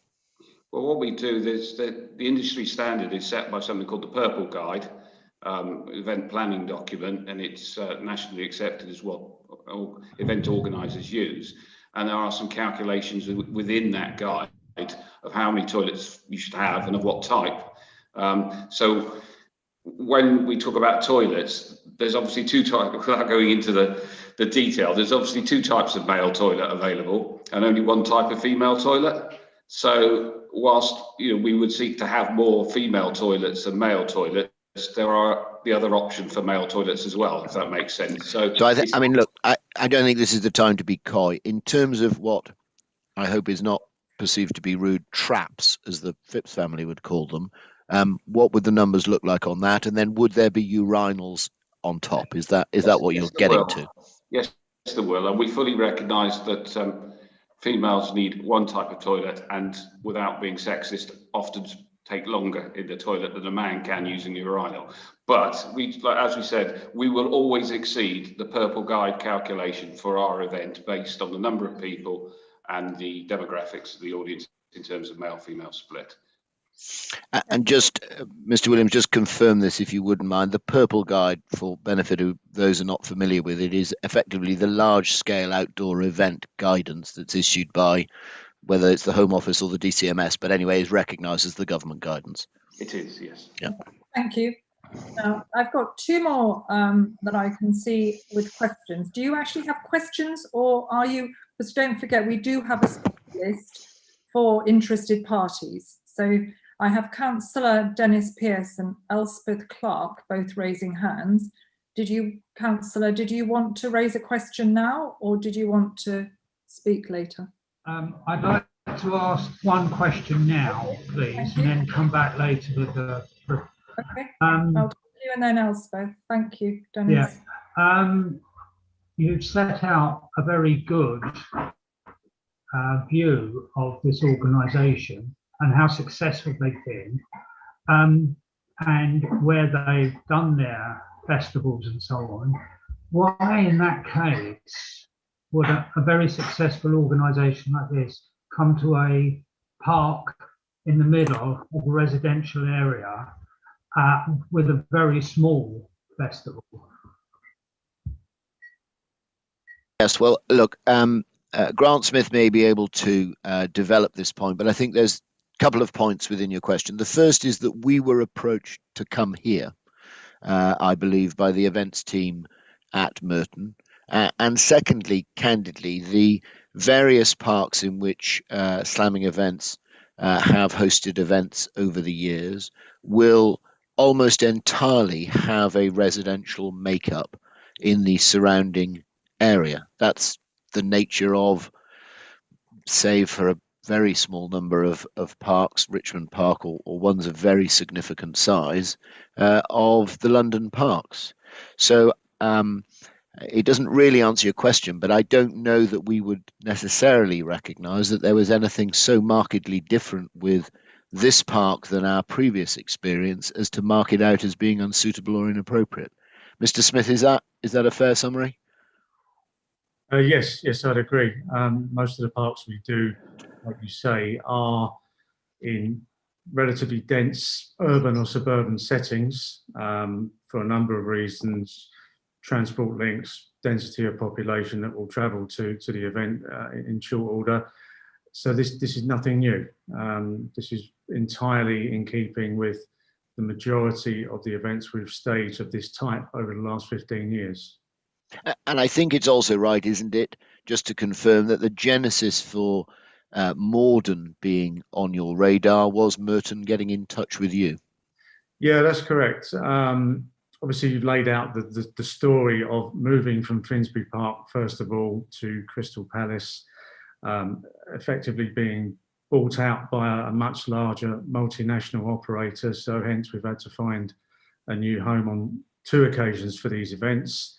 And the second time round, the events team at Morden actually heard of this happening and got in touch with us first before we even thought of casting our net and seeing where we could go. So they were very proactive, and you know, we're obviously glad of it. Thank you. Thank you. Elspeth Clark next. Yes, sorry, I have a number of questions based on one of the supplementary agendas. I think it's number 2, but I've kind of lost track. We had so many supplementary agendas this week. Pages 7 and 8, there are charts showing predicted noise levels in Lower Morden Lane, Epsom Road and Hillcross Avenue, but nothing for London Road. As a London Road resident, I find that very odd because the noise for us can be excruciatingly loud if the situation has wind blowing in our direction, etc. Michelle Tilley, who is the catering and concessions manager, how many of the businesses' concessions will be those based in Merton, so locally sourced? How many of all those people working on site will be local Merton residents?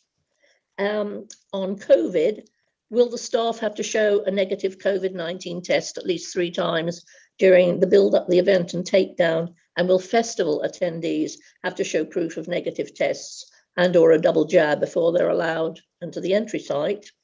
The clear up, page 48, item 12.5, it says all areas in the immediate vicinity of the site should be cleared of litter.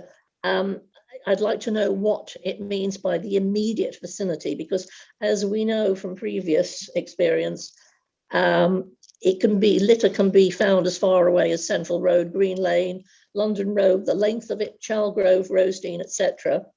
Also, only 10 to 30% of all waste generated on site might be recycled. That seems a very low percentage. I'm surprised environmental health has not jumped on that. And finally, the clearance of the site from litter point of view won't be until Wednesday, the 9th of September. What safety measures will be put in place for the children and their parents who walk across the park? And they'll be walking across the Monday, Tuesday, Wednesday on their way to and from school. As in the past, there have been broken bottles, nitrous oxide canisters, etc., causing potential hazards. That's it. Thank you. Thank you. Thank you, Councillor. Look, if I may, through you, Chair, I'll just marshal our responses rather than try to provide them. Perhaps Grant or Sean, you could just assist with the local nature of both the food and or drink provisions and or the staff in a more general sense, and what you would anticipate the local makeup would be of those parties involved. Yes, on the food and drink traders, we obviously always try and involve a local element as much as is possible, because it's reflective of the area. It's something that we feel is important. It gives each event its own identity if it's using a local flavour to it. At this stage, I don't have the list of people who are trading at the show. As you mentioned, it's Michelle Tilley who is the manager of that section, and she's not on this call. But I can obviously get hold of that list and see where we stand. But I do know there was some very active, excuse me, reach outs to local traders within the borough and a local brewery as well to try and get them involved in some shape or form. But I think we're currently in negotiations with them.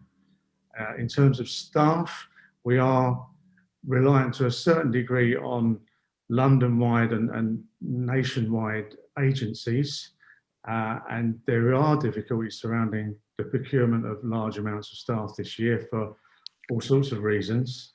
Although I must say we do prefer local staff for quite selfish reasons, apart from anything else, in that we don't have to pay for their travel, we don't have to pay for their accommodation, which is all obviously of commercial concern to us. So wherever possible, we are very keen for local people to be involved for all reasons, but not least of which the commercial aspect. So there's a lack of travel or accommodation that has to be provided because they live in the area. Thank you for that. Then, Sean, or sorry, I keep calling you Sean or Jim. Mr. Williams and Mr. Goddard, could you just help with the COVID assessment? Will there be a requirement for either 3 negative test results to be produced and or a double jab receipt or a provision of evidence to satisfy that for firstly the staff and secondly for the attendees themselves? In respect of customers, we can't say at present because obviously we're waiting for central government guidance and in particular the outcome of the event research programme on all these test events. And until we get the guidance and until maybe July the 19th happens, we do not know what's going to be required of us. And it's very difficult to predict. We are planning for all sorts of COVID mitigation at the site. Which of those we have to employ, we don't know yet. We simply don't know yet. But that's not to say we're already considering how we could test people on the way in, how we could look at their health passports if they've got one, or their NHS app. And we are realistic about that if the central government gives us the all clear on the 19th of July, it's not, oh, we'll just forget about COVID at that point. As responsible event organisers, we will still be risk assessing the potential of COVID, the potential of variants, and we'll still be looking at mitigation. So there will still be COVID mitigations at our event, regardless of what central government says. And rightly so, the role of staff testing in particular, given their duration of time they're there, is very important. And we have got some provisional measures planned for that. But until we get the central government guidance, it's very hard to know what is required of us. And then once we know what's required of us, what we would like to do as responsible organisers to follow up anyway.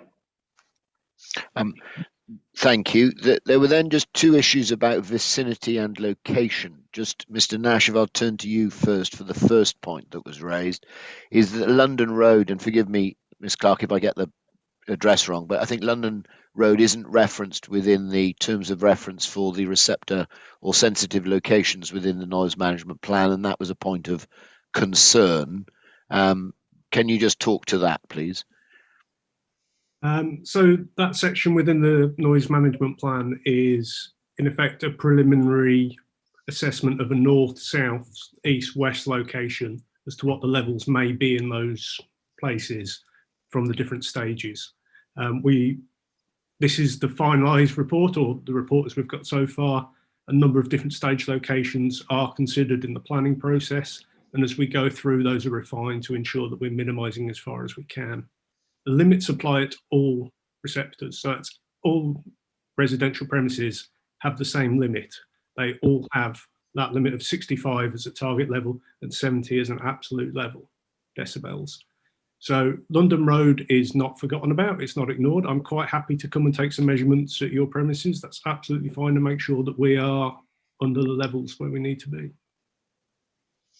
Thank you. And then the other just vicinity issue, I think, went more to an issue of litter and waste collection. Sean, thank you. And I think that the comment was made, or forgive me for not having a precise note of it, but there's reference within the event safety management plan to litter and waste collection occurring in the immediate vicinity, and perhaps the sense immediate vicinity might be interpreted as being a narrow vicinity than Ms. Clark would like, because litter and certainly broken bottles, etc., have appeared in a wider vicinity. Particularly, I think it then turned into a concern about the timetable of that collection, insofar as park users may find themselves impeded or inconvenienced on the Monday, Tuesday and the Wednesday if the final collection isn't until the Thursday. No, I'd like to address, there's obviously a misunderstanding there, and Ms. Clark, you've read something in the document that refers to the area within the steel shield, within the fence line, as being cleared and litter free by 6 p.m. on Wednesday. That does not mean we are not collecting litter around the whole site from the moment of opening till the moment we leave the park. the pathway in particular that you're talking about, we will be clearing up on Saturday during the event, after the event, on Sunday during the event and after the event, and on Monday. And we will have particular targeted cleaning areas that we know will be an issue on Monday. And what I would return to is, it's been referred to as the noise complaint line that's in the control room. That's a public contact number that we will well publicise. So if you were to ring up and say there's a lot of litter in the London Road near the railway bridge, we have response litter staff who will go and clear that. So we will have our own plan for litter clearance, but we will respond to public complaints as well. And this just comes back to what Matthew said at the start, is we want to come back to this event. We know we've got a high hill to climb to overcome the impression of previous events. If we don't do a good job by responding to issues like that, you will not want us back. So that'll be, you know, and that's why that phone line is in the control room, and it's quite close to me, and it's logged, and it has somebody on it all the time, so that we can respond to such complaints. Right. Thank you. And then the final point, sorry, Yes, the final point was just about the limited percentage anticipation of recyclable materials used on site. And I think that the sorry for the scribbled note, but the concern was that it was something like 10 to 30% would be the utilised number, and that seemed to Ms. Clark to be disappointingly low. I'm not sure who can pick that up. Mr. Smith, is that with you? No, but I can probably give you an answer on that. We work with a company called DC Site Services that do the litter for all our events, and a whole plethora of other events nationwide. They produce a report on, or a quote and a report based on the nature of the event, and I can only assume that what they've quoted in there is what we've re-quoted in our plan. And I would imagine that is probably the standard percentage for an event of this type in terms of recycling. I think the fair point being made, perhaps, is that one might want to revisit that and see whether those numbers could be improved. Yeah, agreed. Yeah. Thank you. Right, I've also seen Pippa Maislin next, followed by Liz Sherwood. And if anyone else has a question, please either let me know in the chat or by raising your digital hand. Thank you. Thanks, Councillor Moulton. Can people hear me? Yes. Okay. So 2 questions. One is, do you feel that your event will benefit the local community? And if the answer is yes, how do you feel it will benefit the local community? And my second question is, who from Merton Council approached you about holding this event in Morden Park? Thanks. So I can help with the second point. It was the events team, and I think they're responsible for the parks and any commercial usage of the park. So it was them. And that team and that dialogue has obviously continued throughout. I'm not wanting to be coy about the name, but it would seem perhaps a little bit inappropriate to be naming individuals in the context of the rather open nature of the forum, but it was definitely the events team. In the context of the first query, the benefit to the local community point, Mr. Smith, I suspect that probably defaults back to you again. Yes, I would say it does. Yeah, I mean, these events are for a variety of ages, as we've said, from 25 up to around 50, 55. I would imagine, or I know there's a big proportion of people of that age who would appreciate the sort of music and entertainment that's on offer. So in particular for those people, yes, I would say it would be of benefit and interest. And we do find this wherever we go on these sort of shows. There is a niche or core crowd of people that may travel from all over London or the southeast that do attend, but there's also always a very big, very local contingent that are excited that something's happening like this on their doorstep, rather than being somewhere that's Hyde Park or Victoria Park or any one of the major London parks. And we do get possibly half the audience are made up of those sort of people that may not necessarily want to travel to go to an event like this, but because it's more or less on their doorstep, they do get excited, and there is a real local feeling about it. And I don't see why this event should be any different from what we've experienced over the last 10 to 15 years. Okay, thank you. Liz Sherwood. Hello, yes, I'd like a little bit more clarification, please, about the lighting along the route in what we call the A and B fields. You've explained that there will be stewards and lighting and arc lighting, and I could see that that would be very beneficial on Saturday. But I would like to think that that lighting and all that material will be taken down overnight and then put up again on the Sunday, because I don't think, unless you have people actively securing it, it would be a hazard to other park users on the Sunday morning. So could you clarify, will that equipment be removed overnight, please? Forgive me, I'm not sure who to direct. Sorry, Mr. Goddard, please, would you pick that up? Thank you. Thank you, Chair. Okay, yes, this is a standard format for events of this nature. We will put in place significant lighting around a venue to secure the whole site. And it is processed that these would be put in place in advance of the event taking place and taken down immediately after the event itself is completed, but not necessarily between days. The rationale behind that is that it is a significant piece of work to install and de-rig. These are not items which are simply an overhung light, which could be likely to be carried away by a reveller or lightly taken away by an opportunist. These are pieces of equipment which are heavily rigged together, professionally installed by lighting engineers and electricians. They will have generator packs working with them, which will provide independent lighting and independent power. We have a security team which we work on site 24/7, because we have to have a secure venue, and that would include looking after those areas. It is standard practice, as I say, when we run these events to other parks, we put that in place. And it actually provides additional illumination for members of the public generally in that area. What it also does is those revelers who are leaving the site, it gives them the opportunity to have a clear sight of light, a line of sight coming through, but it also gives us post-event the opportunity to come through in between the two shows and do a clean-up site. So whilst was talked by Mr. Smith earlier regarding the clean teams, that clean team works through the night to prepare the site again for the next morning.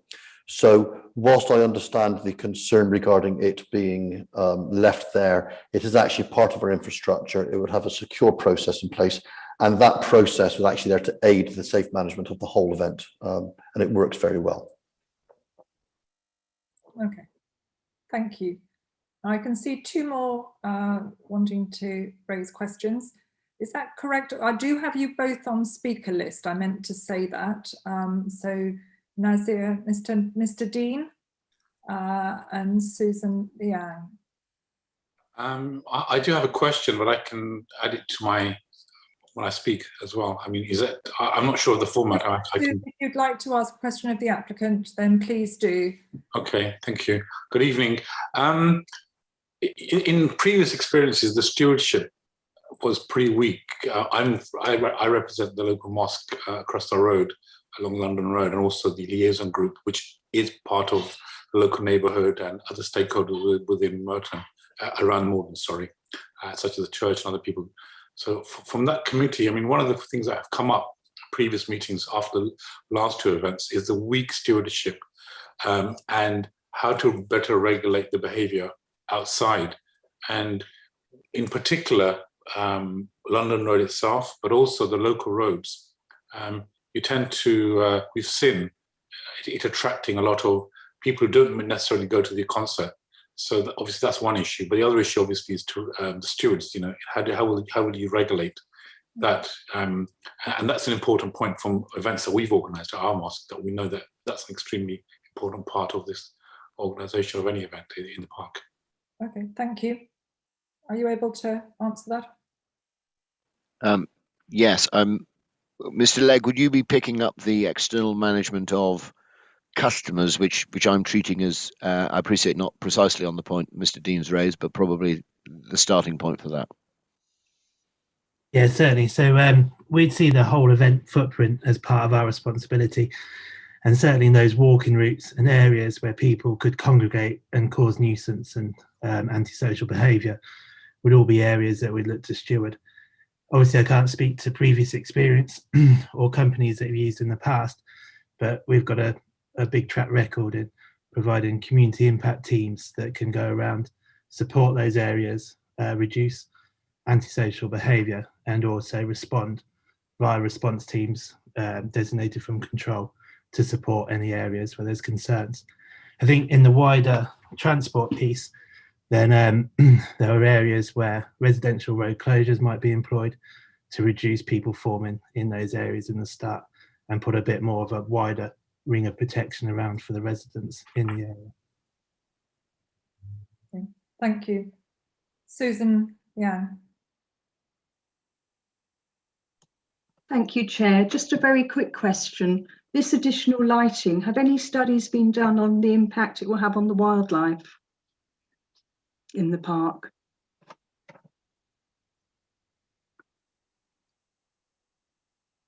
I anticipate the straight answer is no, but I'll turn to Mr. Goddard or Mr. Williams perhaps to confirm that. That's not to say it can't be done, but I suspect that the correct answer as of today is that straight answer to a straight question. Mr. Goddard, is that fair? Yeah, Chair, I'm not aware of that being one of the points raised previously. It can be achieved, obviously, but it's not something I'm aware of. Thank you. Okay, thank you. Thank you. And now I turn to Councillor Questions here with the subcommittee.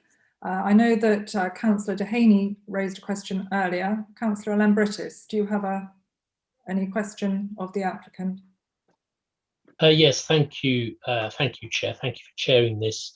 Just wanted to be appraised, a straightforward question of the applicant's relationship with the Securities Industries Association. Mr. Williams, sorry, I think you're still on mute, Mr. Williams, but I'm guessing you'll probably pick this up. Yeah, I'm not sure I fully understood the question. Are you talking about how we deal with the SIA themselves or how we deal with individual companies? Sorry, Councillor, you're still on mute, Councillor. Yes, your relationship with that important industry, just your ongoing relationship with the SIA. We obviously work regularly with a number of security companies, but what we particularly do is ensure we have a long-term working relationship with companies we know we can trust that provide the right kind of staff, the right numbers of staff. So the company doing predominantly the internals on this one, Stewards Security, Slammin events have worked with for many years, and we know they're responsible, we know we can rely on them. And similarly, Simon's team on the outside is providing some of the SIA for the external community impact team, and obviously we've worked with Simon's team for a very long time. Within the industry, you very quickly learn that which security companies you can trust and which ones you can't. So that's why you'll see us generally with no more than 2 or 3 security companies in all the events we do around the country, because we've an established relationship with those we can trust. Do you mind if I ask? Sorry, Councillor, you go ahead. And just finally from me, the boost to the local economy, to the local businesses. Do you have statistics following your work in Finsbury, Crystal Palace, where else you are? Do the events, the weekend events, boost footfall for local businesses? And will you work with the local Chamber of Commerce and with any business organisation within Morden to see whether we can encourage those who are attending to do a bit of trade with our local retailers? Mr. Smith, I suspect with you probably. Yes, I think this is something that we're going to have to address going forward in terms of doing a report of this sort. We haven't formally done anything like this before to work out the exact value to the local economy, but I think it's a great point, and it's something we should really devote some attention to as a matter of standard procedure from going forward. So I'm afraid it's very anecdotal, but obviously things like local accommodation, local pubs, local restaurants do all benefit from an influx of people, not just from outside the area, but from people in the area that are coming out of their front door and will use those facilities en route to the show and presumably after the show. And like I mentioned before, we're very open to using local traders, breweries, etc., as part of the internal makeup of the show, if it makes sense to them and us. So that's something that we're, as I said, we are actively seeking out as we speak. It's just, at the moment, it's quite a strange time, as I'm sure you know. The whole events industry is almost in limbo, in that no one can really make a firm decision anywhere on anything. So there's a lot of discussions going on, but in terms of firm answers on a lot of things, all will be revealed hopefully within the next two to 3 weeks. Okay, thank you.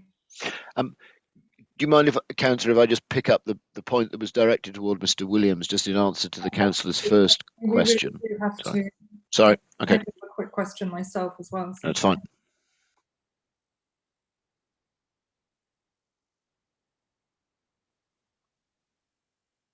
Sorry, did you say you were going to? Forgive me. Forgive me. I thought you told me to be quiet, so I took the advice. Okay. My quick question is that given that stewarding and security are of concern, and given the historical problems therein, I was just wondering why you weren't prepared to go with the police suggestion of the 1 in 50.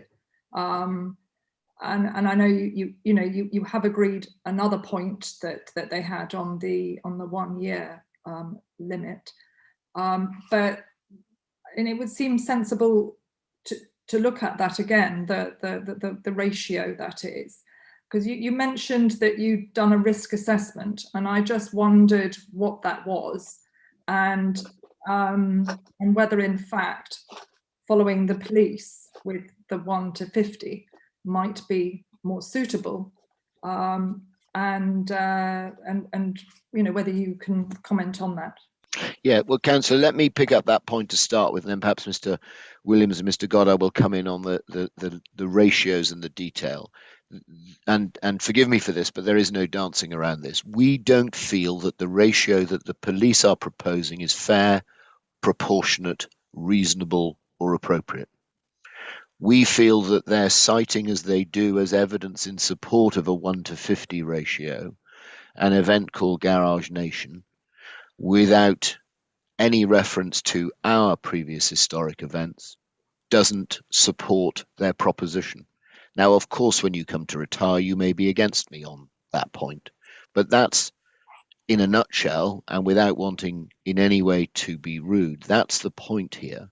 We believe that the anxieties of the previous events are skewing the police ratio proposals inappropriately, and we say that the experience we have of this show and our events allows us to say with confidence that it's disproportionate to have it at 1 to 50, and whilst we propose 1 to 70, we feel that's a fair compromise. I'll take any intervention from Mr. Williams or Mr. Goddard, but I hope that that's a straight answer. I think the thing we struggle with, and we're not ignoring police advice or police guidance, and Jim and I, as being ex-police officers, wouldn't do, but what we've completely failed to receive from the Metropolitan Police in these circumstances is any justification, any reason, any suggestion against the licensing objectives why it should be 1 to 50. And we've had 3 meetings with police licensing, and at not one occasion have they provided any reason other than I've often quoted the history of the location, which, you know, if they made assessment of our event and at least it provided any comment whatsoever that it should be 1 per 50, but they failed to do so.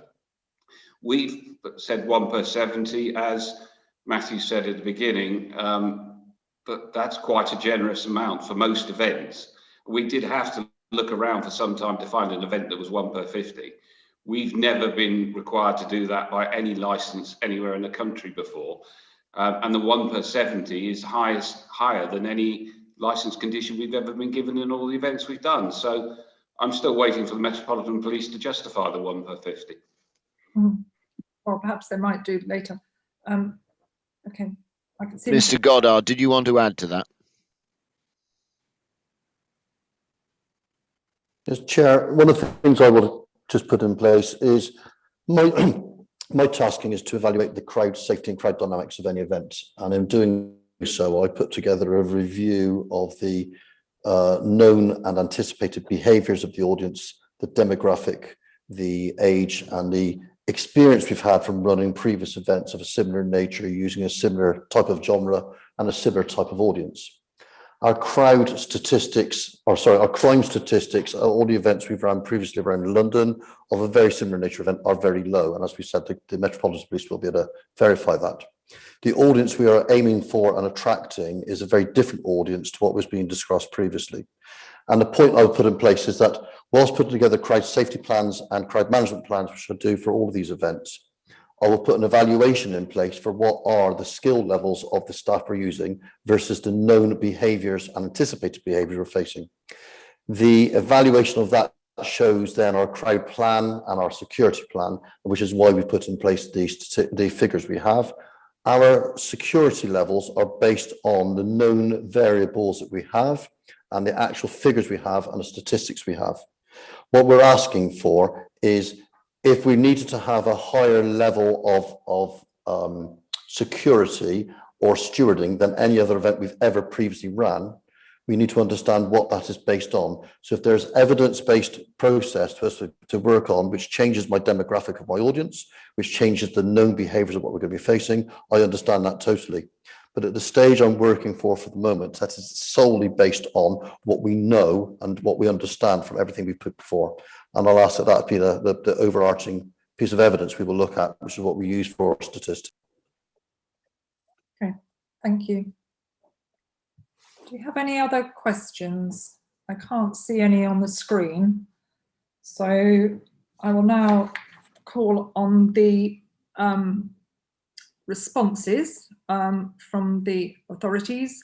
I believe the police would be the first to be called. So thank you. Madam Chair, and I apologise, Miss Oliver, immediately for interrupting. We couldn't just have a 2-minute comfort break, might we? For reasons that are probably only too obvious. I would quite like to disappear from the screen for a moment, if I may. I think if everyone's in accord, would be in accordance with that. Thank you. Thank you. Forgive me for asking. Shall we say 2 minutes? Thank you. Would that be enough? And thank you. And come back, please, in 2 minutes. Thank you.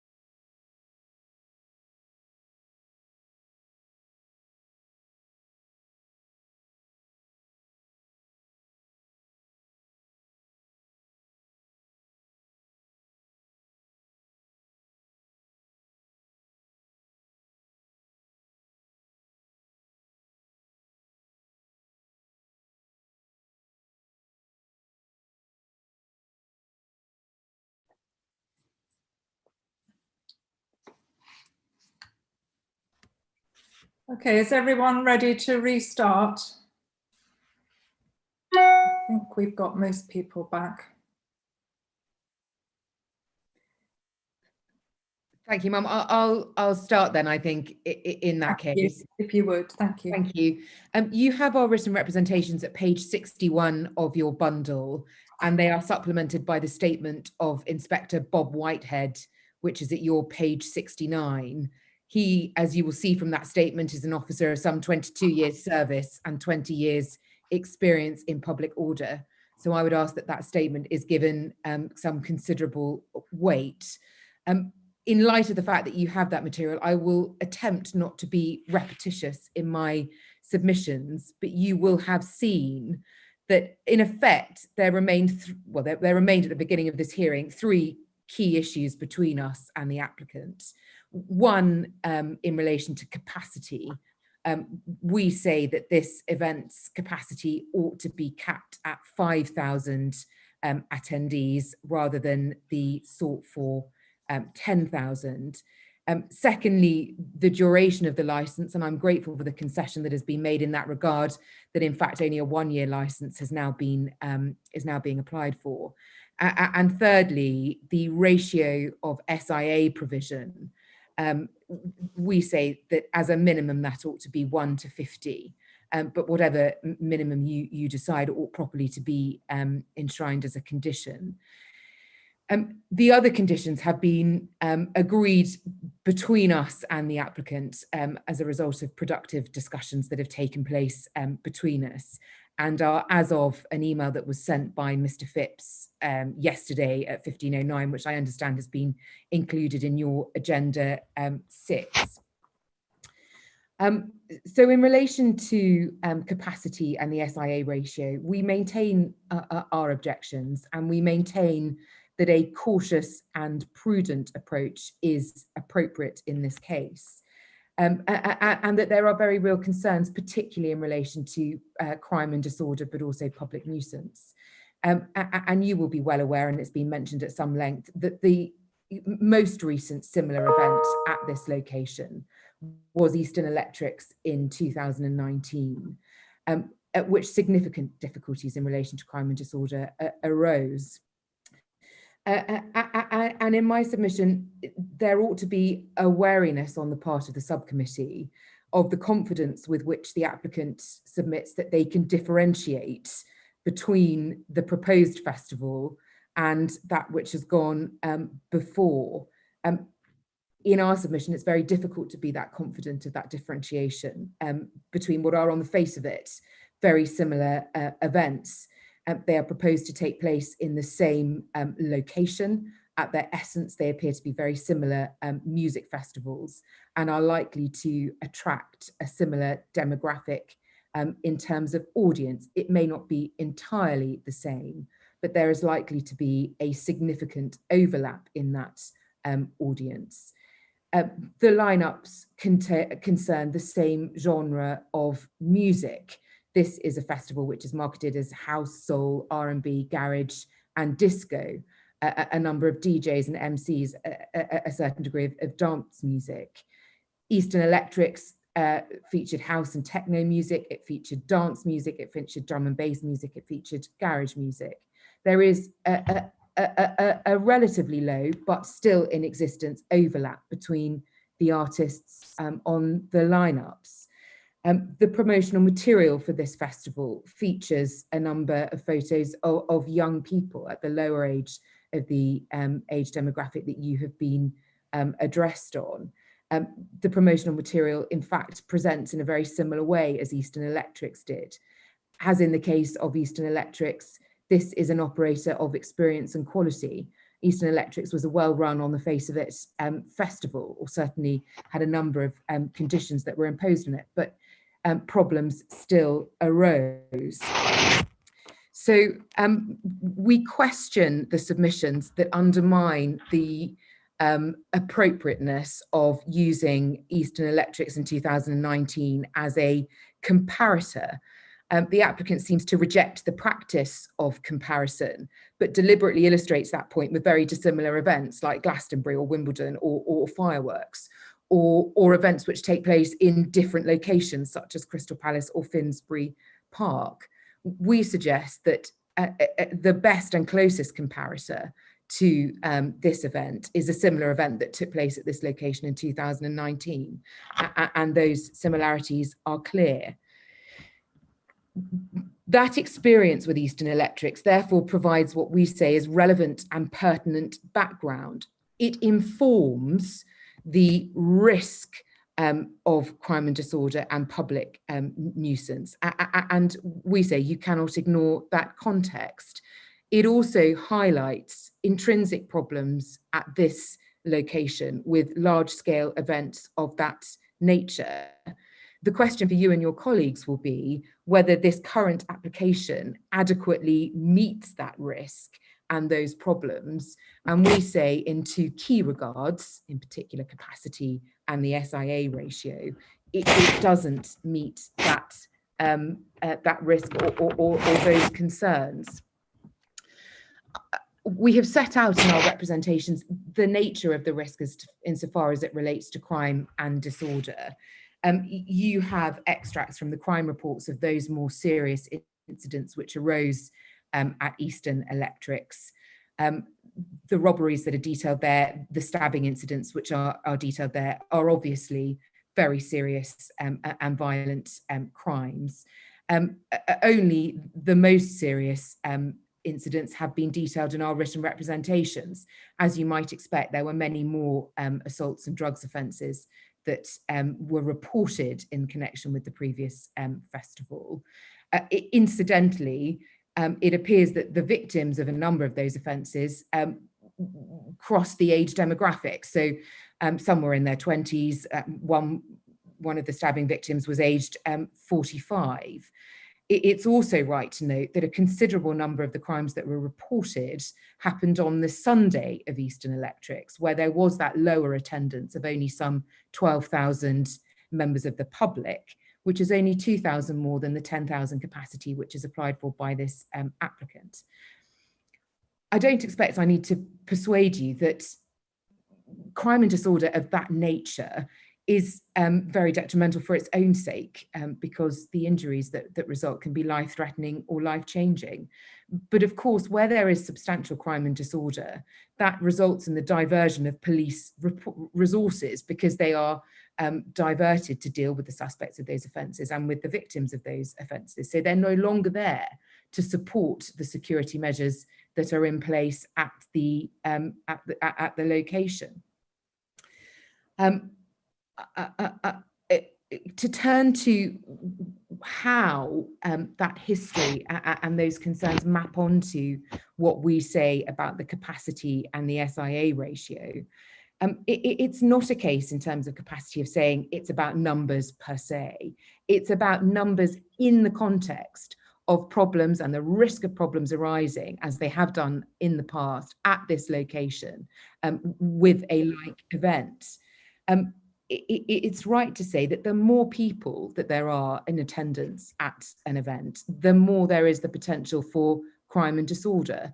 The harder it is to police the exterior of that event, the harder it is to maintain internal security, to manage the number of people that are in attendance. The more people who are there, the greater the likelihood that there is of attracting those who have a criminal intention. The more problematic the crowd dynamics become, the more potential there is for disorder to remain hidden within a crowd. And so we say, given the difficulties that arose with a like event, with a higher capacity of attendance, the far better and safer course is to limit the capacity of people who can attend this event, which is proposed. Of course, capacity is also relevant to the public nuisance concerns, many of which have been raised by the residents' objections, but which are also set out in the statement of Inspector Whitehead. Because if you have a large number of attendees at an event, you are likely to have a large number of people walking on narrow roads or squeezing through narrow footpaths and walkways. you are likely to have a higher proportion of intoxicated individuals who are more likely to cause nuisance and disorder. You are more likely to have a greater number of people who stray into unlit areas. I've heard the submissions in relation to the traffic management and the traffic plan. It's not clear to me whether that traffic plan has been approved by Transport for London, but even so, road closures are going to be difficult on a red route in particular. If there are no road closures, then a greater number of people, stewards and barriers are going to be diverted onto very narrow and I'm grateful for the reference to the Purple Guide, because I understand from Inspector Whitehead that it is the Purple Guide which informs his egress data in his statement, which sets out his concerns about a large number of people walking through a narrow area. So I hope that sets out why we say the capacity is such a key area to consider when looking at this application. Equally important is the ratio of SIA individuals to the crowds who are in attendance. Again, I hope it's not stating the obvious that the greater the security presence, the greater the deterrent there is to those who might be intent on crime and disorder or tempted towards it, the greater the capacity for searching individuals attending the event, the greater the strength in numbers to deal with crime and disorder should it arise, and the greater capacity there is for dealing with maintaining that security presence when there are, for example, shift changeovers or breaks. If you had a 5,000 capacity at a ratio of 1 to 70, that's only 71 stewards to deal with 5,000 members of the public at that event. If you had a 1 to 70 ratio at 10,000 capacity, that's only 142 stewards dealing with the crowds at that event. I hope that illustrates that that's not a very significant number at all. We've been criticised for mentioning Garage Nation as an equivalent festival with a 1 to 50 ratio. It was mentioned because the response of the applicant has been to say, well, that's 1 to 50 is unheard of. We've never come across that ratio before. Well, it's not unheard of because it's been deemed appropriate to other festivals in London. And we do maintain that we have been fair, proportionate, reasonable and appropriate in where we have set, in our estimation, the ratio ought to be. That ratio has been put forward by an inspector of considerable experience in dealing with matters of this nature. It's not for us to provide a justification for the appropriate ratio. It's in fact for the applicant to properly justify their assessment of the number of SIA that ought to be in place on the basis of a risk assessment that you are satisfied with. That ratio that we have proposed comes from an officer of experience as a result of his experience, bearing in mind the problems that have occurred at this location with a similar demographic we say before. And nothing that he has seen or we have seen, for example, the security plan, has satisfied us that that is an inappropriate estimation for an event of this nature. As I say, we welcome the indication of the truncation of the license duration to 1 year, and I don't seek to address you any further on that. So to sum up, really, we have engaged in productive discussions with the applicant. We have agreed a set of conditions that appear to meet a number of the concerns in relation to crime and disorder in particular. But given the history that has occurred at this location, which we say is entirely and appropriately applicable, and given the nature of the event that is proposed, and given all that we have seen in relation to the management of the event and the security plan that has been put forward. We maintain that an appropriate capacity would be 5,000 rather than 10,000 attendees, and that an appropriate ratio would be 1:50 rather than 1:70 in terms of SIA accommodation. I'm happy, of course, to take questions, and I know that the officers are present to deal with any questions that might arise. Thank you for that. Do we have any questions to the police officer from any of the applicant online? Yeah, Matthew, are you still with us? I am still with you, Chair. No, thank you. We have no questions. We understand the points have been fairly put. Okay. In which case, do any of the interested parties have any? That means any of the residents that have, I know that some are listed to speak in any case. I'm just going to look at the second screen. There's two screens here of people. No, I don't see anyone. Dennis Pierce has got his hand up. Sorry, apologies. Inspector Whitehead. Dennis Pierce has got his hand up. Oh, sorry. I don't know if that's a legacy hand, but Dennis, he has. do you have a question? Or is that a legacy hand on the screen? I want to ask a question. Thank you, Councillor. Okay, if you'd like to go ahead with your question. As I want to speak about the drugs that get involved in these things, and I was told a few weeks ago by one of the people who are here that the police had to struggle with the fact that if they come across drug dealers, which there were many, and they arrest them. Sorry, Councillor, one second. There's an awful lot of noise in the background. Could everybody else go on to mute other than Councillor Pierce at this moment? Thank you very much. Sorry, Chair, I think I've dealt with it. It was my son eating his supper. Ah, okay. If the police actually have to deal with drug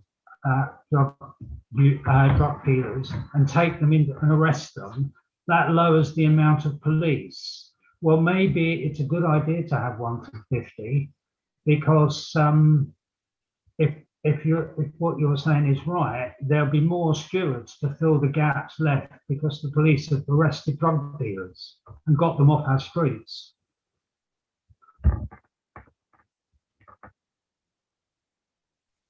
Sure, that's a question. Are you able to respond to that? Yes. Just to infer a question from what you said, I think you're asking about the rationale in terms of police resources and SIA ratio. I wonder if I can defer to Inspector Whitehead just to comment on how diversion of resources might feed into the SIA ratio, if I've interpreted it right. Thank you for that, Chair. If I can step in. I appreciate Councillor Pierce's comment. We had a discussion a couple of weeks ago at the public meeting about the use of police officers and dealing with the drug dealers who were apparent at that previous event. And it's about the fact that, as I pointed out, if we arrest somebody for a lower level offence, it will take police officers off the streets for a long period of time, which means they're not available to help out with the stewarding and the crowd dynamics issues. And that happens with all kinds of events, all kinds of circumstances. One of the comments that was said by one of our police officers at the EE, and I appreciate but it's the same location, is that, how was the egress? He said, I don't know. All of my police officers were dealing with the stabbing victims. They were all at hospital. So if we are diverted away from our core role within the stewarding and working with the stewards in the immediate footprint, and we're arresting people or we're dealing with the victims of crime, that takes us away from what is that role, and that requires the additional stewards to provide that support so that when we get abstracted away, it still provides an element of safety for the event. Exactly what I was doing. Okay. Do we have any other questions from interested parties? No. Can I just ask a question here, Chair? Yes. Councillor, you may. We've got to Councillor Questions now. Yes. Oh, okay, all right. So should I wait? No, it's your. You go ahead, please. Okay, the organisers of this event are telling us that on 9,000 people, 1 in 70, security of 1 in 70 is adequate from their experience.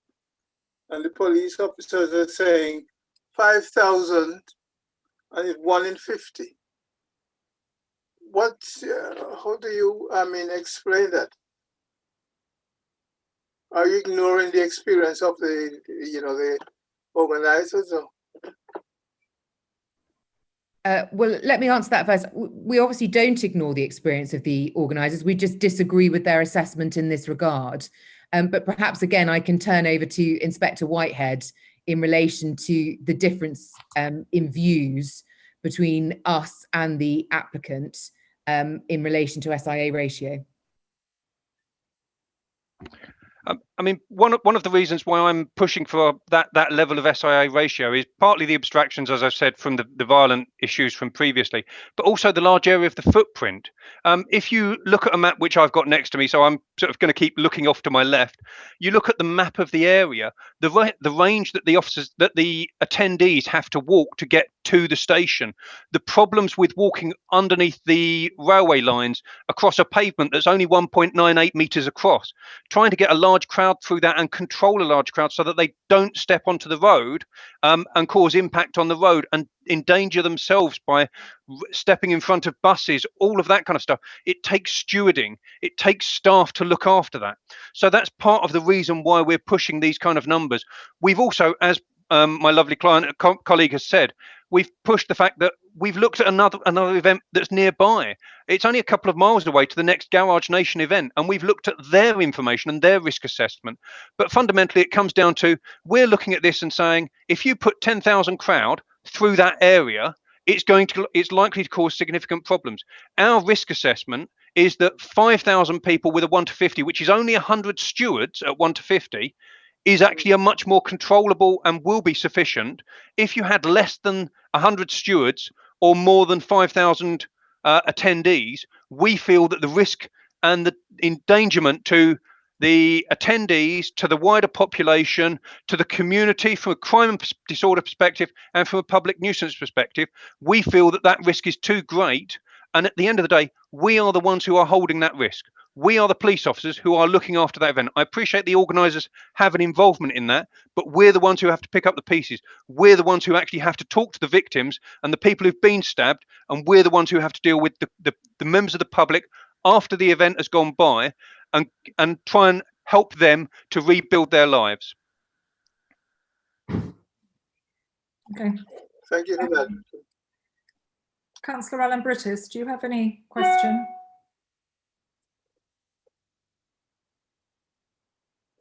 Oh, you're on mute. You're muted. Oh, sorry. No, I'm fine, thank you. Okay, thank you very much. Has anyone else got a question? No? Okay, so we'll now have, following those, we'll now take an agenda order presentations by the applicant to the interested parties. Do we have further presentations there?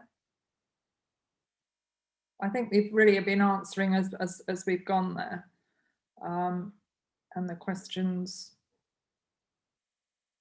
So I think really what I can turn to now are the presentations by the interested parties tonight, and I do have quite a list. So what, as I said at the beginning, was if people could try to keep their presentation short, to the point, and also not to try to repeat too much what's been already said. We've had quite long and lengthy presentations earlier and a good opportunity of questions. So whilst we want to keep a fair hearing, at the same time, we do want to get through this this evening. So I do have a list, And the first I have on my list is Councillor Helena Dollimore. So you don't probably need to put your hands up at this stage unless you haven't. I mean, you should, everyone's on my list that's asked to speak. So thank you. Councillor Dollimore. Thank you, Chair. And you know, thanks to all residents who have attended this evening, as well as the relevant officers and the organisers as well. I don't want to belabor the points that Councillor Kenny and I have made in our submission. We made a submission based on a public meeting that we held around a month ago on Zoom with residents to highlight particular issues and questions in relation to this application. So, you know, I would draw the attention of the committee to that representation. I also think since then there's been important points made, particularly by the Metropolitan Police, which we've just heard. And I would really, you know, urge the committee to consider those considerations when they are making a decision on this application. I know Councillor Kenny, together we made a joint submission to this as a representation. So Councillor Kenny may wish to add, if I can hand over to her, Chair. Yes, of course, she is on my list as well. So Councillor Kenny. Do you want to unmute yourself, Councillor Kenny? Yes, yeah. Thank you, Chair. Thank you, Helena. And as with Helena, I don't want to repeat what I've already submitted, because we've had, you know, the meeting's been going quite a time. And I'm sorry I was a bit late, but I was stuck in traffic. I just want to say, as someone who attended lots of open air concerts when I was younger, I personally have nothing against open air concerts, but I didn't go to any that were in residential areas. They were isolated, and I actually didn't see much antisocial behaviour. But I have, apart from the meeting we held just to find out what local residents thought, and I should say I represent Lower Morden Ward, which is completely one side of the park. I have been approached by a considerable number of residents whom I represent. Therefore, it's for me to present on behalf of my residents. And 80% of people who contacted me are against the concert, simply because of the impact it has on their lives and their fears of the safety of their property lives and that of other people. You've talked about controlling the noise level. Well, the practice session started from 9:30 in the morning, and it was blasting around the area, and it was very hot, and it was too hot for them to shut all their doors. They couldn't get the sound away from their home, and it made their lives a nightmare in such hot weather. I really feel saying on your past experience isn't good enough, because the past experience of Lower Morden residents in the last 2 concerts held here was awash with antisocial behaviour. Even people who supported it were distressed by what went on, and I've listed that in my notes, so I don't want to do that again. The antisocial behaviour and the drug, I include that in it, in Lower Morden Lane and around the Beverley roundabout was immense, and police were called, but police were busy. They can't be everywhere, as has been already highlighted by the police. I don't think the company, Slammin, stating that their successes of the past could be replicated here, because that isn't a fact. Things go wrong, out of control. So I don't think that it's fair to say your prior experience will prove you right, because Eastern Electric certainly did a lot of work for the second one, and the 4 stabbings that were held caused enormous distress to the local people. I have personal fears about the matter that's already been mentioned, about the exiting, the stampede at that very narrow exit area onto the A24 by the bridge near the mosque.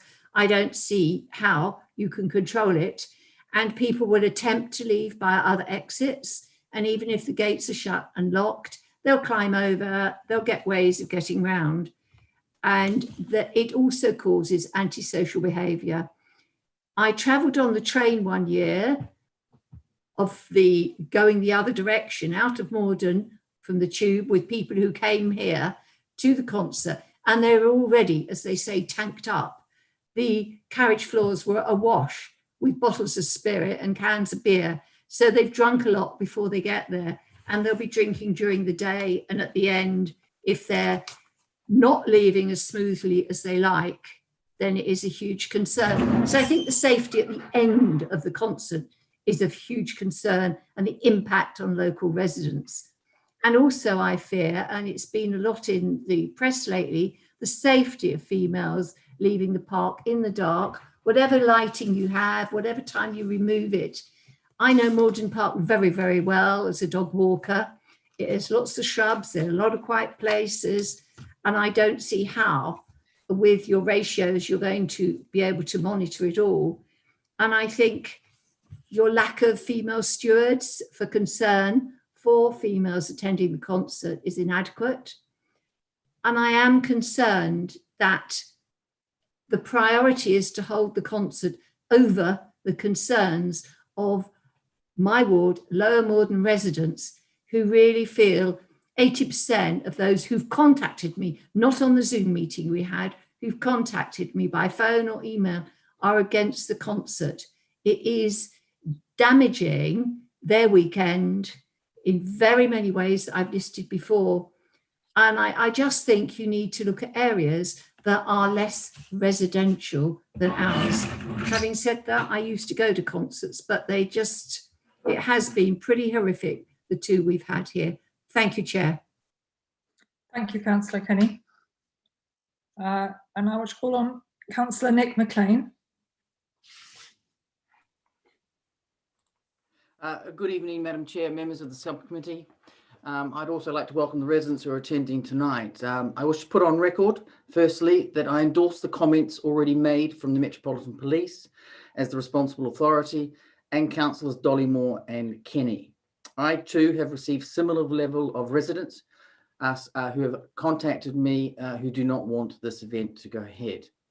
Madam Chair, I am speaking today on this application in my capacity as a councillor representing Callan Hill Ward. I also lead the Conservative group and am the leader of the opposition on Morden Council. I attended the public meeting on the 2nd of June 2021 via Zoom, which was attended by the event organiser, and I thank them for taking the time to present their plans to residents. The aforementioned meeting was also attended by the relevant cabinet member and senior council officers. I also want to take this opportunity to thank Sean Williams of Slammin Events for taking the time to speak with me on the morning of the Wednesday, the 2nd of June, to discuss the application. However, I believe it to be wrong that the cabinet member did not call a public meeting earlier and did not provide an appropriate level of detail for residents to consider prior to the public meeting. I believe this to be disrespectful to residents. While I acknowledge the need to make use of our parks for events, I have major concerns as to the suitability of this type of event for Morden Park and the antisocial behaviour, criminality and unacceptable noise level that music festivals bring to the residential area. In my submission to the Licensing Authority, I cover my points with regard to the 4 licensing principles, which I assume that the members of the subcommittee will have read. Therefore, I will not cover them again. However, I would like to highlight the following additional points. Madam Chair, I regretted that given the level of antisocial behaviour experienced during the EE festivals, the applicant was seeking a 3-year licence, where a more sympathetic acknowledgement of residents' concerns would have been to apply for a 1-year licence in an attempt to build trust. Therefore, I welcome the acceptance by the applicant on this point. I also question the financial cost-benefit equation to the council, as this information was not adequately presented by the cabinet member at the public meeting. Furthermore, consideration to the cost of policing that the event needs to be factored into the cost-benefit analysis. We still do not know what the net return to the council will be. We have only been told a turnover of circa £100,000. Some clarity would be appreciated on the net result to the council. I note that all services at Morden Park have been cancelled on the 4th and 5th. Morden Park House, excuse me, have been cancelled on the 4th and 5th in full with full refund. At what cost? Given that winnings can be planned for 2 years, this will have a negative impact on the reputation and integrity of the service. And again, I question the cost-benefit analysis.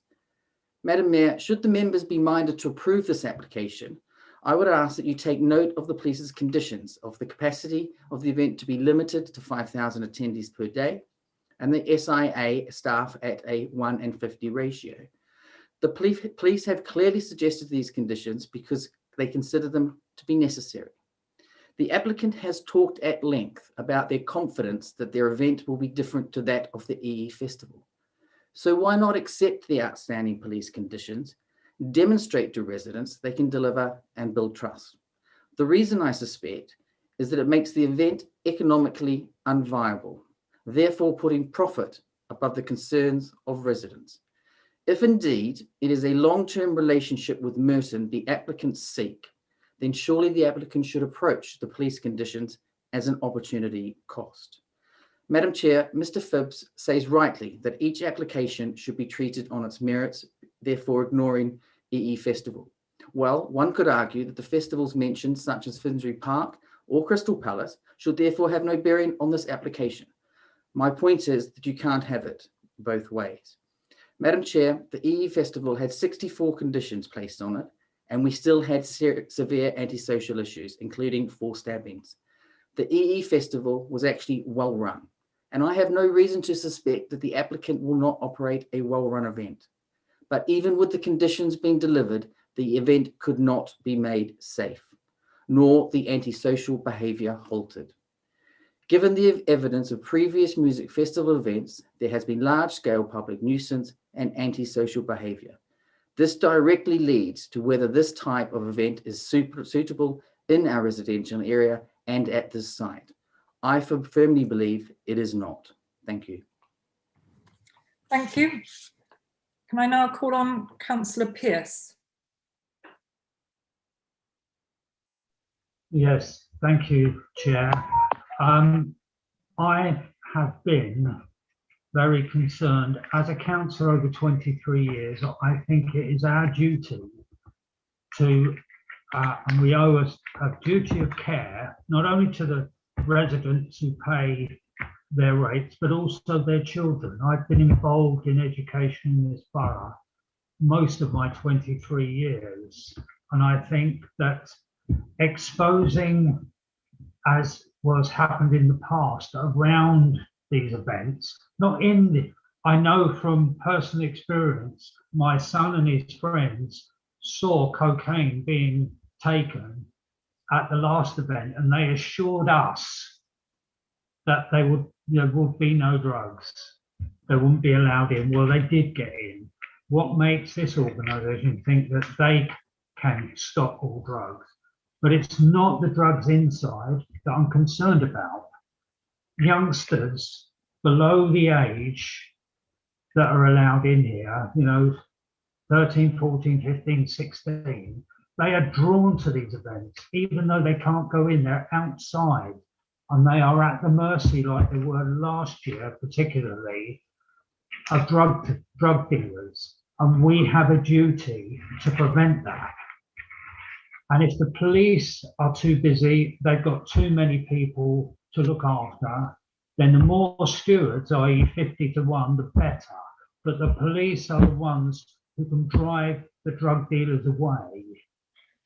Or better still, the event doesn't take place, so we don't have the drug dealers. Because even if 1 or 2 of the children, and I'll call them children, because there was a whole sack full of vials of nitrous oxide found in Morden Park, in Morden Primary School's playground, where I'm a governor, the morning after this event had stopped. And they used to spread around the area. It's not actually at the event, it's around, because they're attracted to the sound. And when I was a teenager in the 60s... Councillor Pearce, if you can just stay on thing, because we've really got to move on with these representations. What I'm saying is, any idea that the 30 to 55-year-old age group are less into drugs than the teenagers or my generation of 70-year-olds, you're dreaming. Because all age groups, I believe the 30 to 55-year-olds, their drug of choice is cocaine. And I think we must keep all all this under control. It's our duty. Thank you. Thank you, Councillor Pearce. The next listed is Nazir Dean, Mr. Dean, of the Ahmadiyya Muslim Association. Good evening again. Thank you for allowing me. Originally, Peter Southgate was to talk, but who's the chair of the AMA liaison group, but unfortunately he couldn't make it this evening. Representation is clearly in the document, so I'm sure people will have read it. And okay, so I just want to come back to the what I mentioned earlier in the question. I feel still that it hasn't been answered correctly, and after hearing the police's representation, the capacity to regulate the behaviour outside the site with already the sponsor of the event wished to have 70-1 and a ratio of stewards. But outside is where you have a lot of problems, as Dennis Pearce has mentioned earlier, just a minute ago. And I think that has not been addressed. I think the committee really needs to focus on that.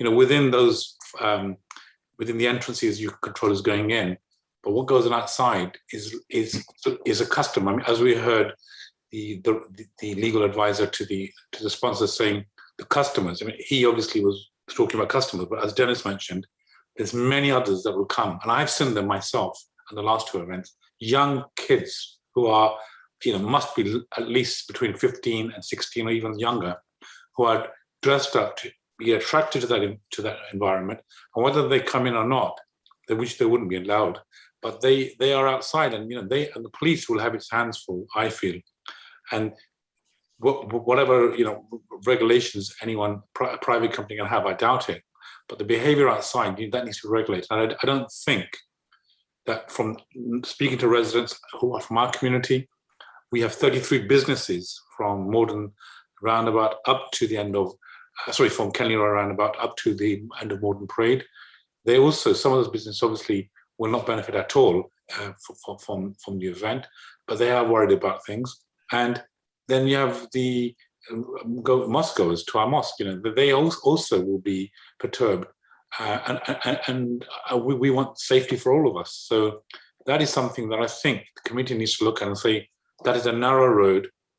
And as we heard one of the earlier speakers saying, a large number of attendees before the event have already become slightly intoxicated in whatever way, and they may not be obeying instructions as they should, and they probably would. I mean, a 30-year-old who's slightly intoxicated would behave the same as an 18-year-old. It's not going to be much difference as you get older. It's what happens when you are a bit more in a relaxed environment. So, the number of stewards and what's going on inside.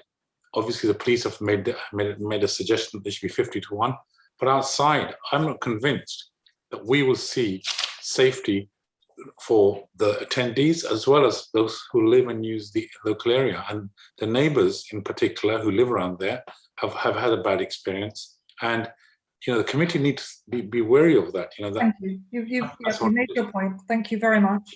Thank you. I now have Lynn Aziza Dar, please. Is Ms. Dar here? No, I don't see her. Actually, she is down the bottom. Ms. Dar, can you hear? Are you able to unmute? Okay, I'll ask her later. I'll carry on to, I have R. Bainton. Is it Mr. Bainton, Robin Bainton? Do you want to unmute yourself, please? Thank you. I'll just make 5 brief points. The first is that reference was made to current events, but the large public events which are being carried out at the moment are effectively clinical evaluations of transmission, and they will take some time to evaluate. So whether they report by September or not, it is not clear. Secondly, I'm not aware of any local consultation about holding events at Morden Park. Thirdly, I am aware the applicants have said they're seeking a slightly different audience, but I don't think that is any less likely to attract the non-ticket holders to the area who were attracted last time at the EE event. And fourthly, it is proposed to hold the event at the same site with the same topography. And the applicants are proposing it's satisfied by a skeleton noise management plan to be approved later. But it doesn't demonstrate they'll resolve the issues which occurred before at the last event, where there was a large variation in noise within very short distances. So you could have one property where the noise was at an acceptable level and one immediately next to it when it was totally unacceptable. And there are also the weather effects. So as a subcommittee, I hope you'll give consideration as to whether that is adequate. And lastly, in terms of the one of the effects of the last festival event, where there were 4 stabbings, were that local people were arguing on social media saying that 4 stabbings was not sufficient to justify refusing a future event. So I would just suggest that the whole idea about having festivals at Morden Park is highly contentious, and I would ask the committee to bear that in mind in considering the licensing objectives. Thank you. Thank you very much, Mr. Bainton. Can I call on Brian Birch, please? Thank you, Chair. I've made my submission in writing, so I won't repeat all of that. I support the comments already made by Councillors Dollymore, Kenny and McLean. Yes, fully in agreement with that. I think areas of concern for me, the lack of consultation well ahead of the event. I think the public meeting was a day before responses for licensing had to be produced, which I think was unfortunate. Again, concerns about the egress across the park and the bottleneck coming onto the A24. I think that's a consistent point. And I support the MPS advice that Ms. Oliver gave earlier. I think that has to be taken into account. Thank you. Thank you. Elspeth Clark, if we could now just keep things to anything new really that has to be said, because I don't think we need to keep going over points that have already been made, if that's okay, everybody. Thank you. Well, I'd like to start by saying I was very shocked to hear that it was Merton Council who approached the applicant in the first place when they know the feelings of the residents to previous events. So that came as quite a shock.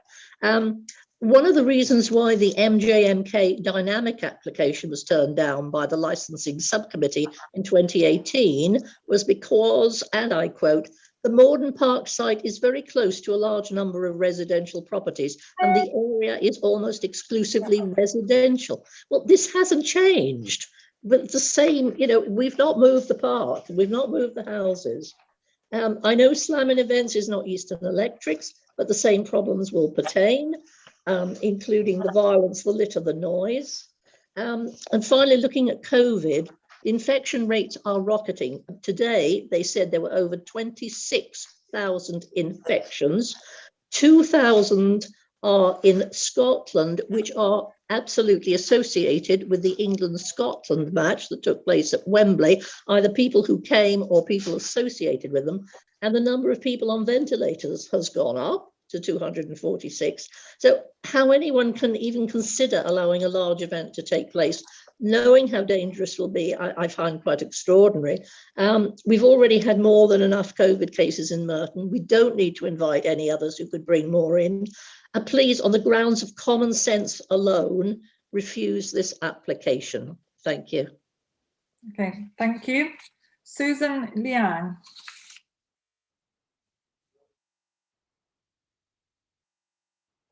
Can you unmute? Thank you. You're on mute. Thank you, Chair. My name is Susan Liang and I live opposite Morden Park. I object to this proposal using Merton Council's own 4 licensing objectives. I believe that this application contravenes all 4: prevention of public nuisance, prevention of crime and disorder, protection of children from harm, and promotion of public safety. Mr. Phipps insists that this organisation is nothing like Eastern Electric, so I won't dwell on the problems that residents encountered in previous years. In view of the current global pandemic, I will focus on point 4, promotion of public safety. I am very concerned that 9,999 people, plus stewards, will congregate in Morden Park. Social distancing will be impossible in and around the park and on public transport.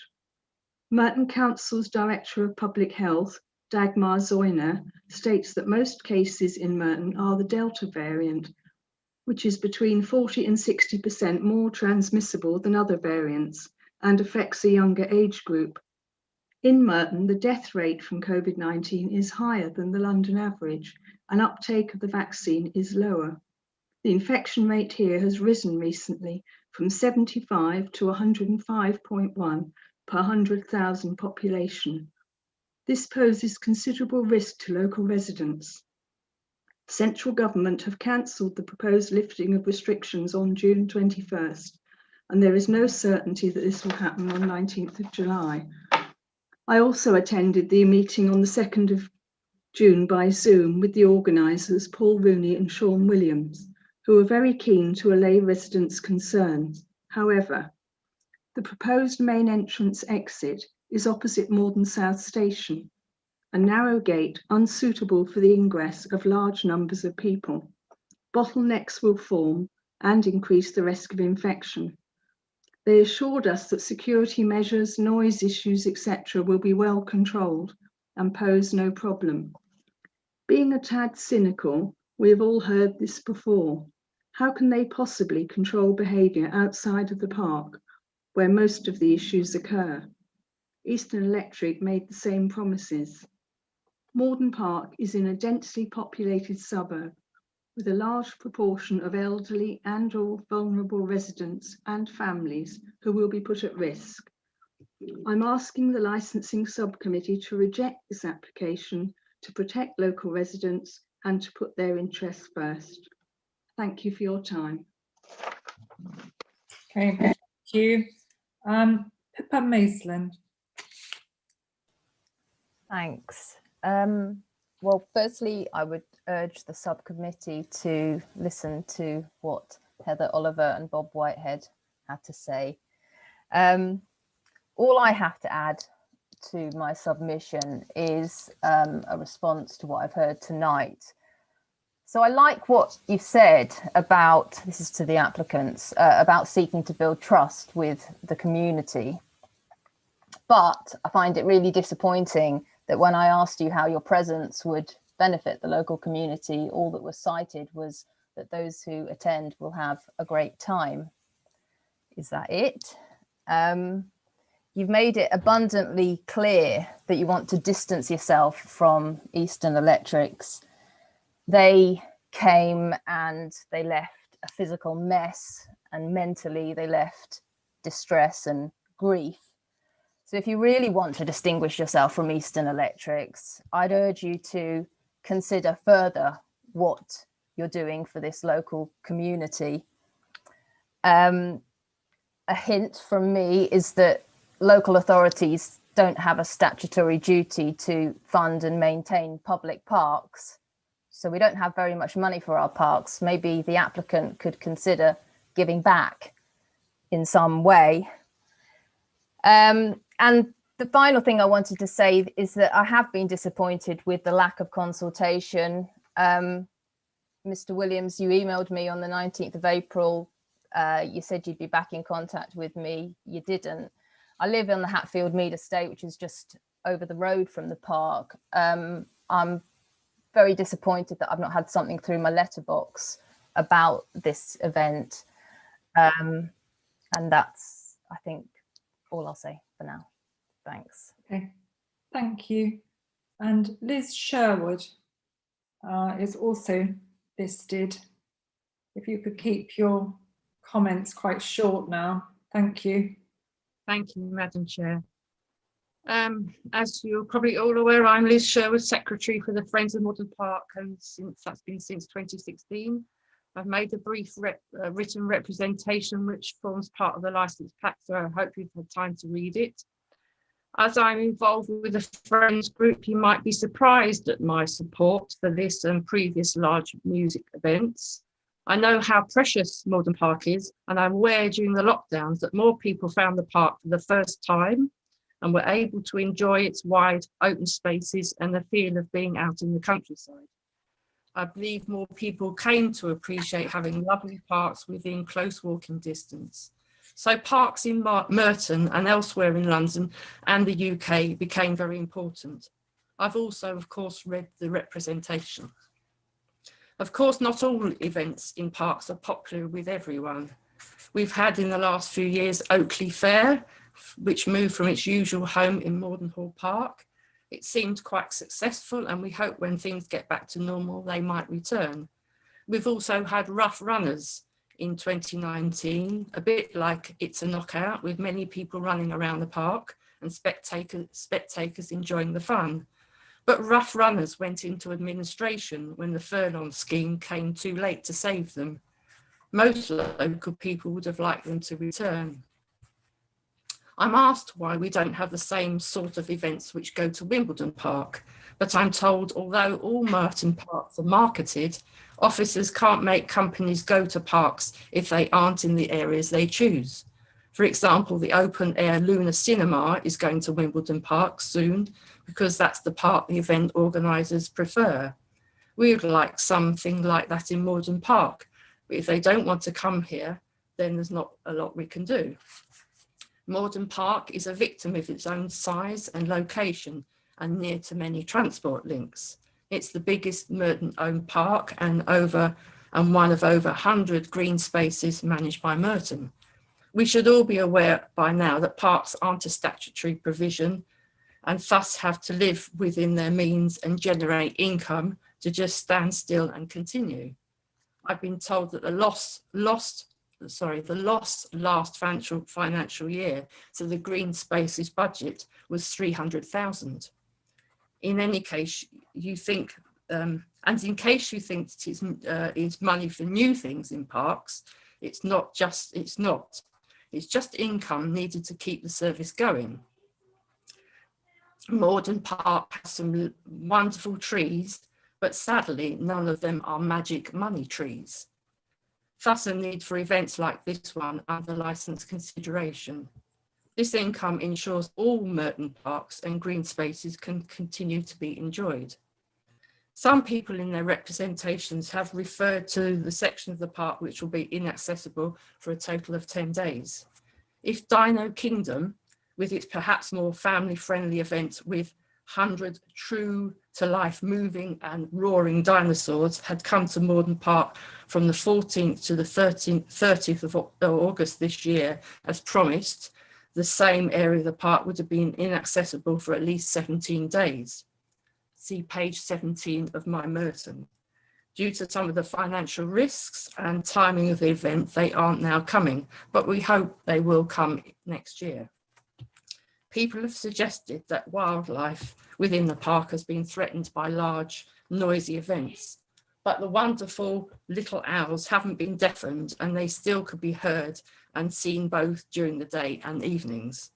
I'm no expert, but I would have thought the fireworks would have been of more concern to them. Other creatures in the park do not appear to have been affected either. Some people have also suggested that there have been no improvements to the park since large events, but through working cooperatively with Merton officers, we've now 4 more metal benches in locations of our choosing, a new friends notice board, litter pickers. Some of these points are very well made, but they're not necessarily relevant to this application. I'm very sorry. If you can start to draw your conclusions, that would be helpful. Thank you. Perhaps I'll go to my last bit then. In relation to this event and the organisers, I feel we have to hope and trust that they can deliver a safe event bearing in mind all the work they have already done and the checks Merton have carried out. If we are to rethink how parks are funded and not require events, then a debate is needed. I'll just leave this with you. Since 1967 and the creation of the Lee Valley Regional Park Authority, all London boroughs have to make a payment towards its work. And in this financial year, Merton are required to levy a total of £177,000 within our council tax to pass on to the Lee Valley. Surely by now, what with the income they have had from the Olympics in that area, we shouldn't have to keep paying, and we should be able to keep that to fund Merton parks. You could also talk about Wimbledon and Merton, Putney Common Conservators, who since 1871 have been able to levy Wimbledon residents within a 3/4 mile of the common a charge within the council tax. And that charge, that sum that was raised through council tax this year was 352,000. I rest my case. Thank you. Thank you very much. I don't see any other, and I don't have any more listed on my list of interested parties. So thank you for all of your contributions and representations. I would now like to ask the licensing officer for any comments or clarifications that she has. Thank you. I've got no further comments, Chair. Thank you. Thank you very much. So I now call on Mr. Bishop, whether he has any comments or clarifications for us. Thank you. No, I have no legal advice to give you at this moment. I suspect you might be asking me legal advice when we have deliberations. Okay. There were points that were made, obviously, that you've already picked up and said aren't quite relevant to the licensing objectives and what you're obviously trying to do in making a decision tonight. Again, I will advise you on that as and when. Thanks. Thank you. So we come to the closing statements. Can I call on responsible authorities to make the Met Police? Did you have one to make, please? I have very little to add to what has already been said in submissions by me and by the residents. As I say, we've worked constructively with this applicant. The conditions have been put forward, but our concerns and objections remain in respect of capacity and SIA ratio. Thank you. So now I turn to, I think we've had the interested party. Closing statements from the applicant.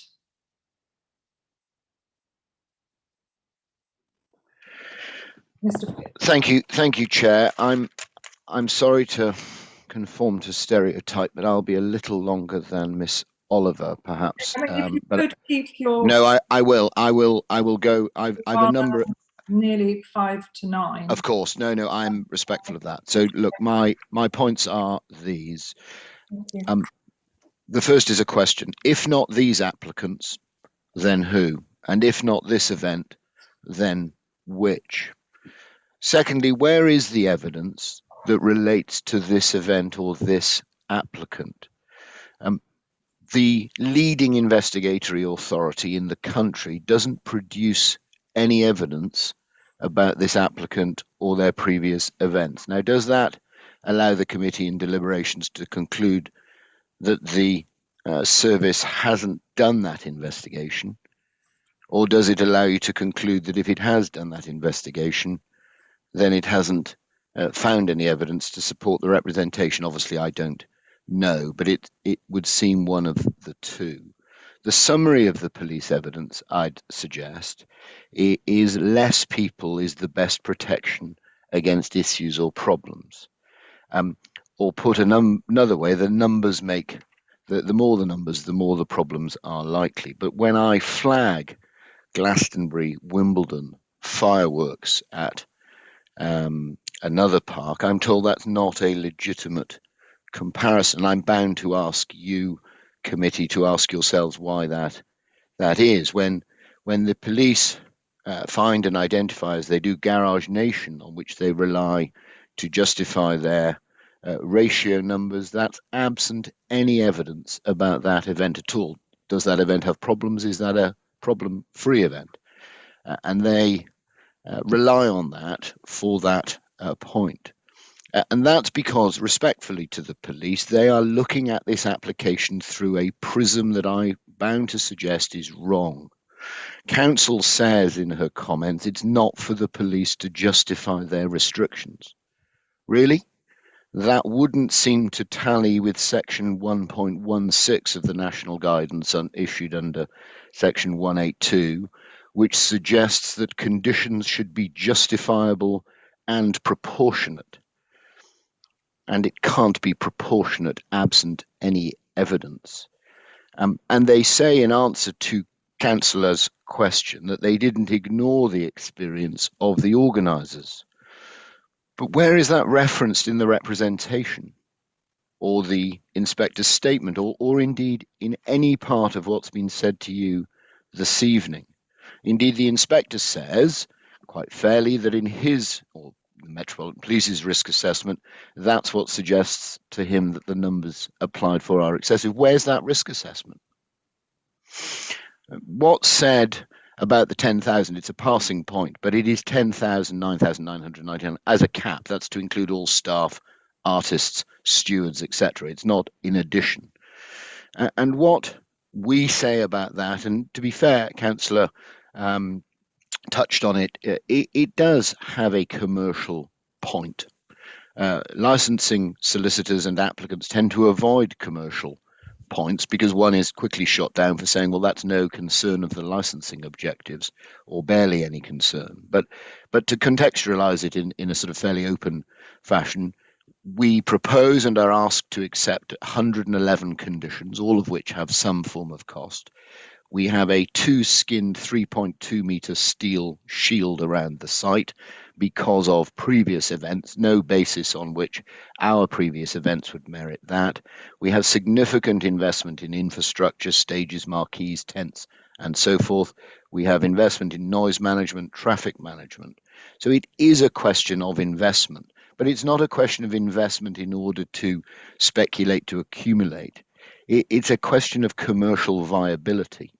And that has to be set in the context of what is the reasoned evidence that allows for the conclusion that 9,999, including staff, is legitimately avoided in favour of 5,000. And I'm afraid it comes down to nothing more than, well, it seems to us that less is likely to develop less in the way of issues. And that's despite, or perhaps ignoring the fact that the event safety management plan has to be signed off by the police and the responsible authority. So all of the issues about, well, this isn't quite buttoned down and this isn't quite buttoned down, that's fair points made by a number. Of course that's right. That's right because we are a couple of months out from the event and there is effectively a veto on this event for the officers.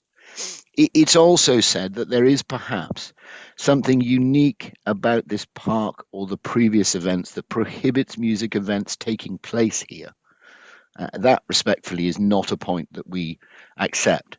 Parks have residents in close proximity. They have transport access, they have large roads, they have small roads, they have parking concerns, they have issues with teenagers, they have all of the concerns that have been articulated.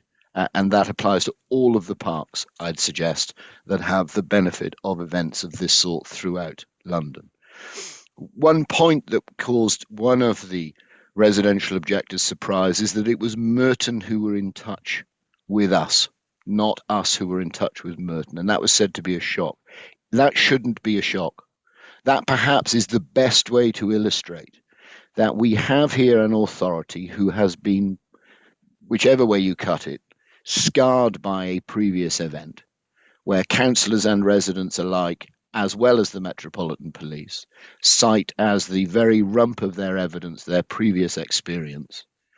And then, knowing that full well, the events team responsible for this park reach out to us, to Slammin events, in order to say, can you put something on here? That may very well be the best referee for Slammin events that you'll find this evening. It's also said that the ratio issues we've not attended to correctly. I'll not say any more about the ratios, but the numbers and the capacity, I'm bound to hold to that point. And the 1 year, 3 year, obviously already we've addressed you on. The final point is a COVID coronavirus point. And it's this: first of all, for the avoidance of any doubt at all, we will only operate within the auspices of what's legitimate and lawful. And I really hope that that isn't a point on which I need to persuade you at this stage. But much of the points that are made is that there is the risk, perhaps there's the inevitability of inconvenience rather than nuisance, I'm bound to say, caused by this event taking place on this 1 year, as after all it is a 1 year application. What I say unashamedly is this is the year. This is the year to take that step of faith with an applicant for whom no one can say anything negative at all, to allow us to go forward when there hasn't been any activity worth its name across the last, I'll call it 18 months, although I appreciate it's 16 and a half or whatever it is. This is the year to take that step of faith, not a leap of faith, a step of faith, and entrust us to deliver a cracking event of which the borough would rightly be proud. So I say no more than that, and thank you for your time. Thank you. So now that does close all the submissions that we've been notified of or that are due to be heard. So I can now announce that the members of the subcommittee will retire to a closed session, and I invite the legal officer and clerk to join us to provide legal advice. Once I've closed the hearing, our clerk will disconnect you from this meeting room, but I would like to inform all parties that you will receive a written copy of the decision notice as soon as possible after we've made and taken the decisions. Thank you. I'll now close the hearing. Thank you everybody for attending. It's obviously gone on quite a while, but I think you'll appreciate that the number of representations and the importance of this application has led to the length of this time But thank you all for attending and for giving your time and representations this evening. Thank you.